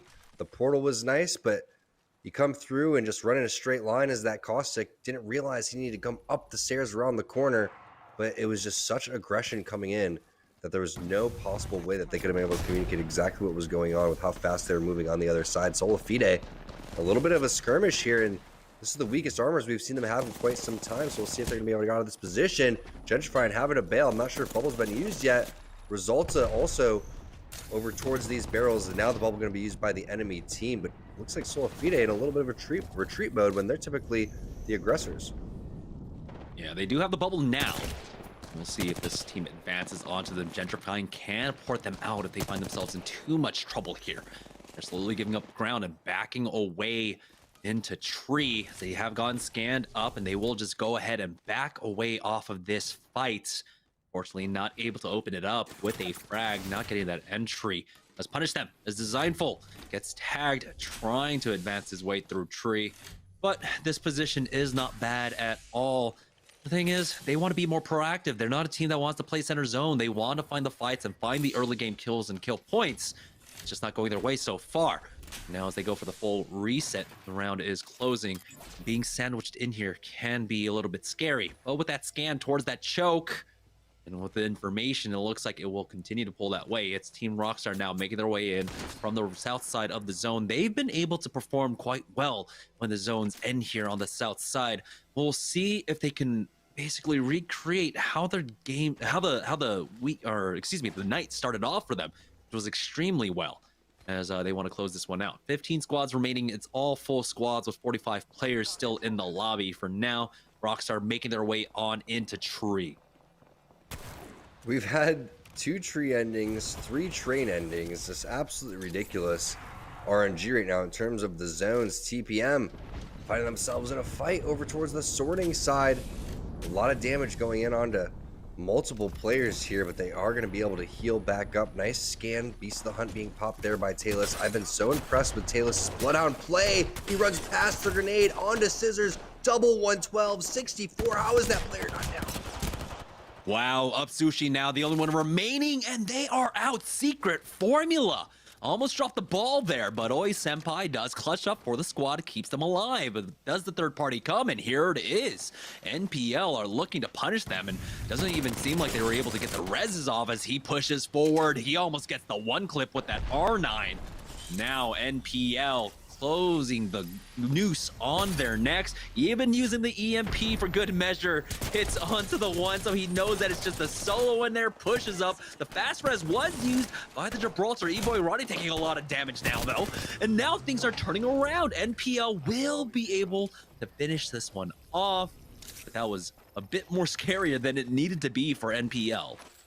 I like that EMP there coming in by Bambino off to the side when he needed to heal. Knew that if he hit himself with the EMP, it wouldn't have taken 50 shields off since he was already without shields. So heads up play to help his teammates out there. It wasn't the cleanest shots, wasn't the best infiltrate into the building. But either way, still only getting knocked by one, or only getting one player on your team knocked and getting the res, avoiding the third party is all that matters. But we're looking at Rockstar and Solifide kind of coexisting, two really strong, aggressive teams sitting over towards the top of our leaderboard.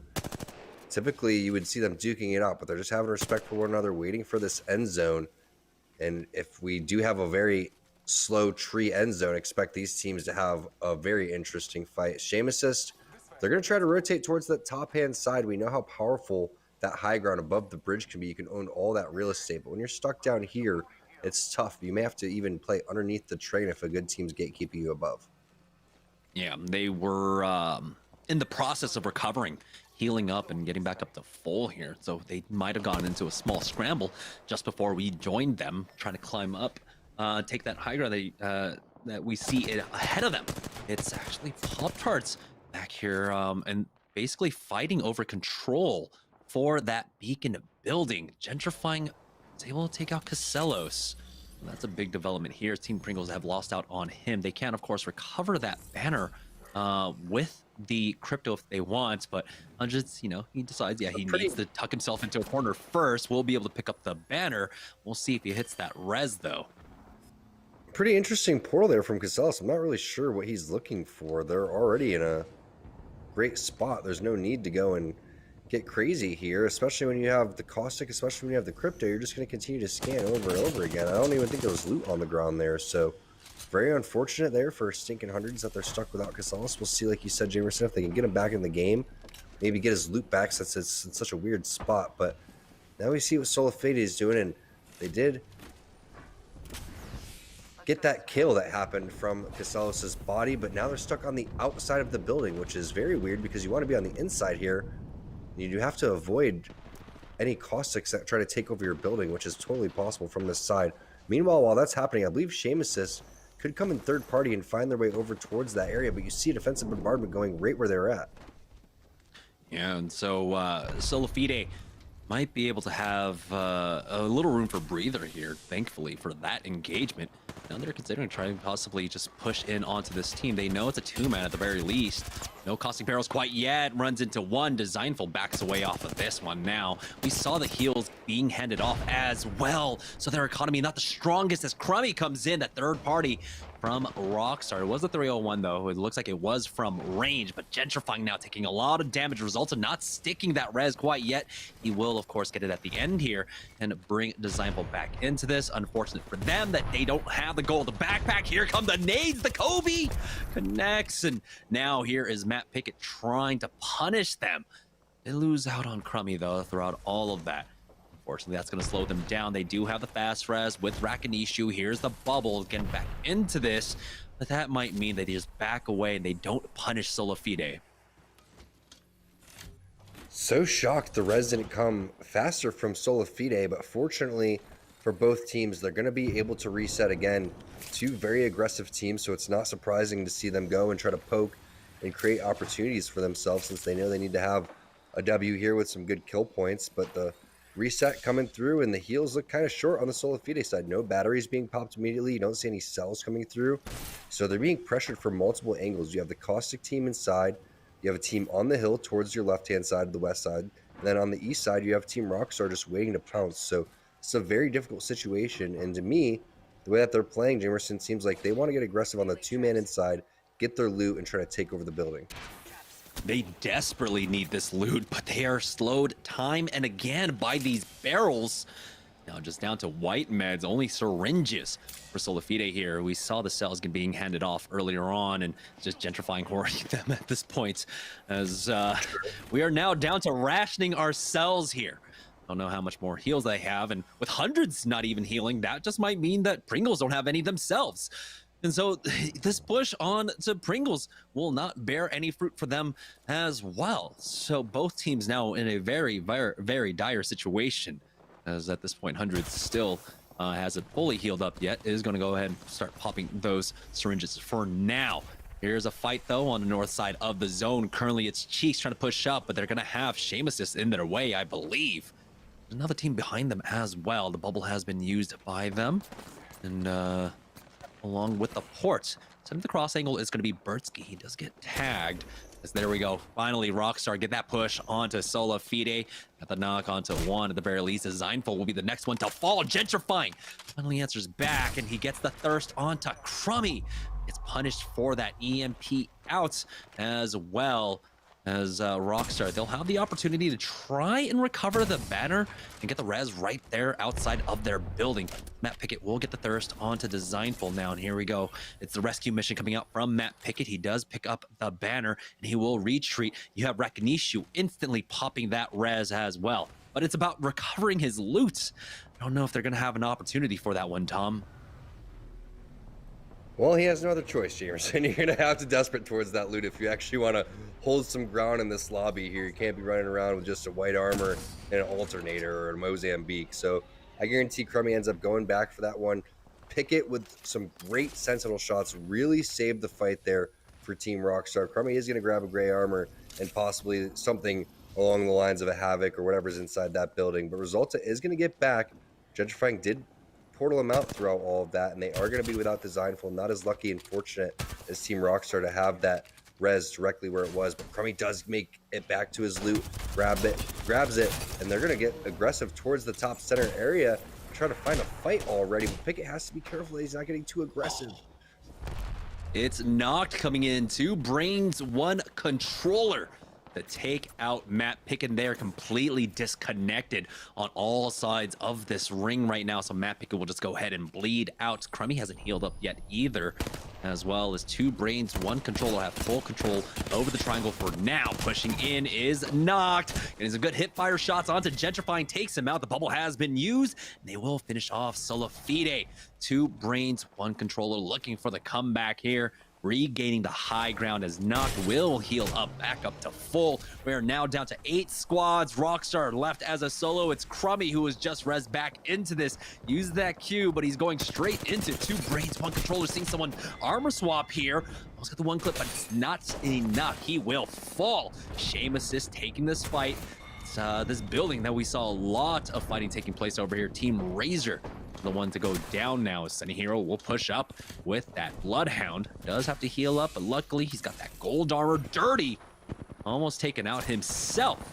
Sunny Hero is now here to back him up, but oh boy, 2 players on critical HP. No nades coming in, luckily for them, so they survive to reset for now. Yeah, they're going to be severely disappointed when they check what's in those boxes. Maybe Zeratricky has something, but Rice Krispies Sung back on the Caustic, making his way over towards top center. Bird staying alive, working with him with the bait and switch. It's going to be up to Bird trying to get these kills. Will try to get the thirst on the ground before that player goes and gets away, but no, he's going to stick a res in the middle of the open and realize that is not the play, because we have some shots coming over towards the side. The scan coming through. Beast of the Hunt's still active. That's that player he was fighting before. Big 1v1 and some really great shots from Bird. This player hasn't even touched him compared to the amount of Bird damage that Bird's done, and he realizes that, sends it towards him, and that's Noct. Not someone that loses a 1v1 typically like that, but great shots by Bird. Yeah, a lot of pressure coming from either side. You can see why he was trying to stick that res. The zone is closing in now. He might have the opportunity, he should at least, to be able to get Sung back into this, but the angle, not quite right. There we go. Back him up, and they will be able to get the res off, but the zone is still applying pressure onto them. It's Buff Pathfinder who have found themselves in the ring right now. They were the ones that had the angle to try and get the thirst. Were not successful in that venture. OP, Sorrow, and Bursty now playing out as a 2-man. Rice Krispies are able to full recover. They get the heals. They've got a pocket here in the zone to work off of. It's 4 squads remaining, so it's going to be a 3v3v2v2 amongst our remaining squads here. Rice Krispies, they've got the 2 red Evos along with the purple. It looks like plenty of healing for themselves in this part. Yeah, I think the Washington football team could learn a lot from Buff Pathfinder on how to try, even though you don't have your full team in front of you, and always go for the dub. But Team Razor with only 2 players as well, like you were saying, a very interesting combination of players. But I think that the team inside the building is going to have a huge advantage, as always, in this type of zone. And they're just laying down serious fire on Team Razor over towards the corner. I think Mercy is the last player alive. He's going to be taken down. Now Rice Krispies is going to make their move, and they have a little bit of a head glitch to work with. You can see this rock here. They also have the drop if they need to. A couple different rocks in the vicinity. And now they realize we don't have to move quite yet, guys. We could continue to just fall back, heal. 3 squads left. Just figure out how many players are alive. They'll figure out 2 towards that left, 3 towards that right-hand side. And if they could just clear out the players towards their left, they're going to have an even 3-on-3 in front of them. Yeah, it's the full reset coming out from Rice Krispies here in the final game. Top 3 squads. Rice Krispies, they do have a short walk here. They've got the slow side of the zone as well. And so they can walk this one in. They will elect to port back onto that rock for now. They're going to be praying. And of course, the other teams don't have extra nades because that's the only cover that they really have here. Here we go, setting up the cross angle, setting up the barrels as well for themselves. They can advance it, that'd be great, but it's still going to be caustic barrels out in the open that can be cleared pretty easily. But Sung using the cover here to get some good damage off, pressuring the team to their south now as the zone is closing in on them. They're the ones on the fast side of the zone now, but they are able to walk this in. It looks like a heal was used as well. Sung just holding the angle with that G7 Scout. He's also got the close range if he needs to use it with that Volt. One player peeking out from that building. Now, the zone has closed. Things will slow down. We'll see who pulls the trigger first on this fight. As you can see, the gold helmet being passed off. Love the way that Sung plays caustic. Just has tons of barrels around him if they need to shoot them so they can heal. And at any point in time, you could just pick those barrels back up and toss them in an aggressive manner. So it makes complete sense. Great heads-up play from Sung. They won their one game on Gibraltar. It was Sung on Gibraltar with the Bloodhound combination for Bird, but Bird got the res for his teammates. They made their way from the top of tree all the way back towards where this end zone is going to be and have this team trapped in the building while the other team has now been filtered towards that backside. So they've done a great job of, again, owning a lot of real estate and pushing the action in front of them. And now they have a great opportunity to walk away with this win. We'll see what happens in terms of the team of 2. It really comes down to, will that team of 2 end up putting pressure on this team from behind, or can they at least just get a knock with a straight up 3-on-3 fight for anyone that overextends? That was pretty big. Stunny actually clearing that drone. He could have waited a couple more seconds, but still, I'm not going to fault him for that, for taking out early on. And so the EMP, the drone, will come up just in time as the zone starts closing in. This is the slow circle, by the way. You saw Rice Krispies trying to slowly leapfrog those barrels up, and it's about controlling these exits, these corridors here. There's going to be massively important as they're trying to control all of the outside for now. They scan the 3-man inside. They do also have the team on the other side here. They do have to back away from that defensive bombardment.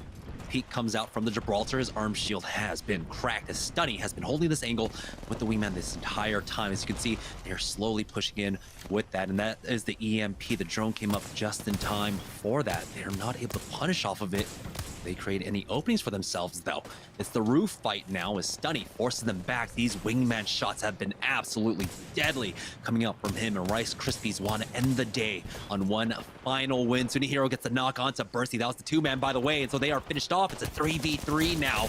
Shame Assist versus Rice Krispies. Big damage coming across onto Sung, though. Does he have the Nox gas grenade as they try to push the high ground? They get punished for it. Here's the Mastiff. There's the bubble going down. Stunny gets the first knock onto Dirty. Turns around, hits for the gold, but he goes down. It's a 1-for-1 exchange, but Sung has not been able to heal up quite yet. He's using the barrels expertly here to try and pressure them for now, and it is going to be Team Rice Krispies to take the final game of the evening here for Series E. What a job by Sung there, coming through with the digital threat, just ripping that player from the side. Shame Assist, we'll see if they have enough points. That was a great game overall. What a fun end game with the zone moving so slow there, and Stunny with the wingman shots. Everybody from Rice Krispie really doing their job to win that game. 2 out of the 8 games overall. We'll find out soon enough if that's going to be enough for them to win. Yeah, we're going to go ahead and take a break and tabulate all of our results. And when we do get back, we'll have the results for you guys. So don't go anywhere, guys. It'll be the conclusion of Series E right after this.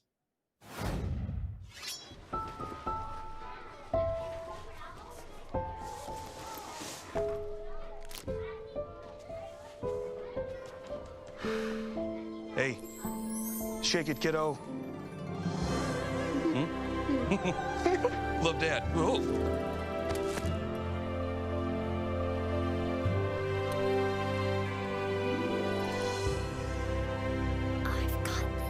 Kellogg's Rice Krispies Treats. A little love when it's needed.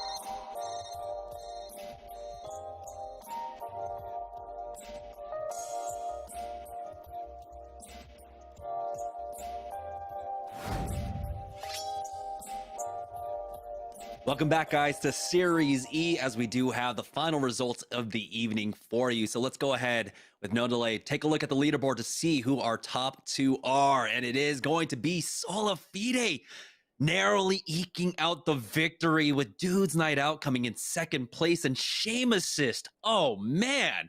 Down by 3 points. But even taking a look at fourth and fifth place, Tom, Team Razor were close. Team Rice Krispies were close. What an amazing night. Today was by far the closest and most competitive day we've had on our open day in quite some time. It could have been anybody's day today. Unfortunately for our partner teams, they got beat by our open team. Solafide and Dudes Night Out, impressive performance. Even Shame Assist almost taking the victory. Imagine if Shame Assist had won that last fight. That could have been them in first place. Very close, but another great performance coming out from them once again. So it's been an absolute pleasure to have them here for the open nights. But tomorrow, that's where the action is going to kick up once again here for Series E. We'll have 6 games with 11 pro squads joining our 9 partner teams. And I am super excited to take a look at those games tomorrow. Those should be absolute bangers, Tom. Yeah, we're going to learn a lot about the meta tomorrow, too. There's going to be a lot of adjustments, and we're going to see exactly how these final zones play out. So it's going to be exciting. Yeah, that's right. So thank you guys. And of course, welcome to 2021. Welcome to a new season of Apex Legends, and hopefully, you know, a new reign of Apex Legends here in the newest season so far. So once again, congratulations to Aim Assist for taking the dub today. To Solafide, excuse me. I fall back on old habits. And we will see you guys tomorrow once again for our Pro Night for Series E. So make sure you tune in tomorrow at 5 p.m. Pacific. That'll do it for us for now. We will see you guys tomorrow. Have a good night.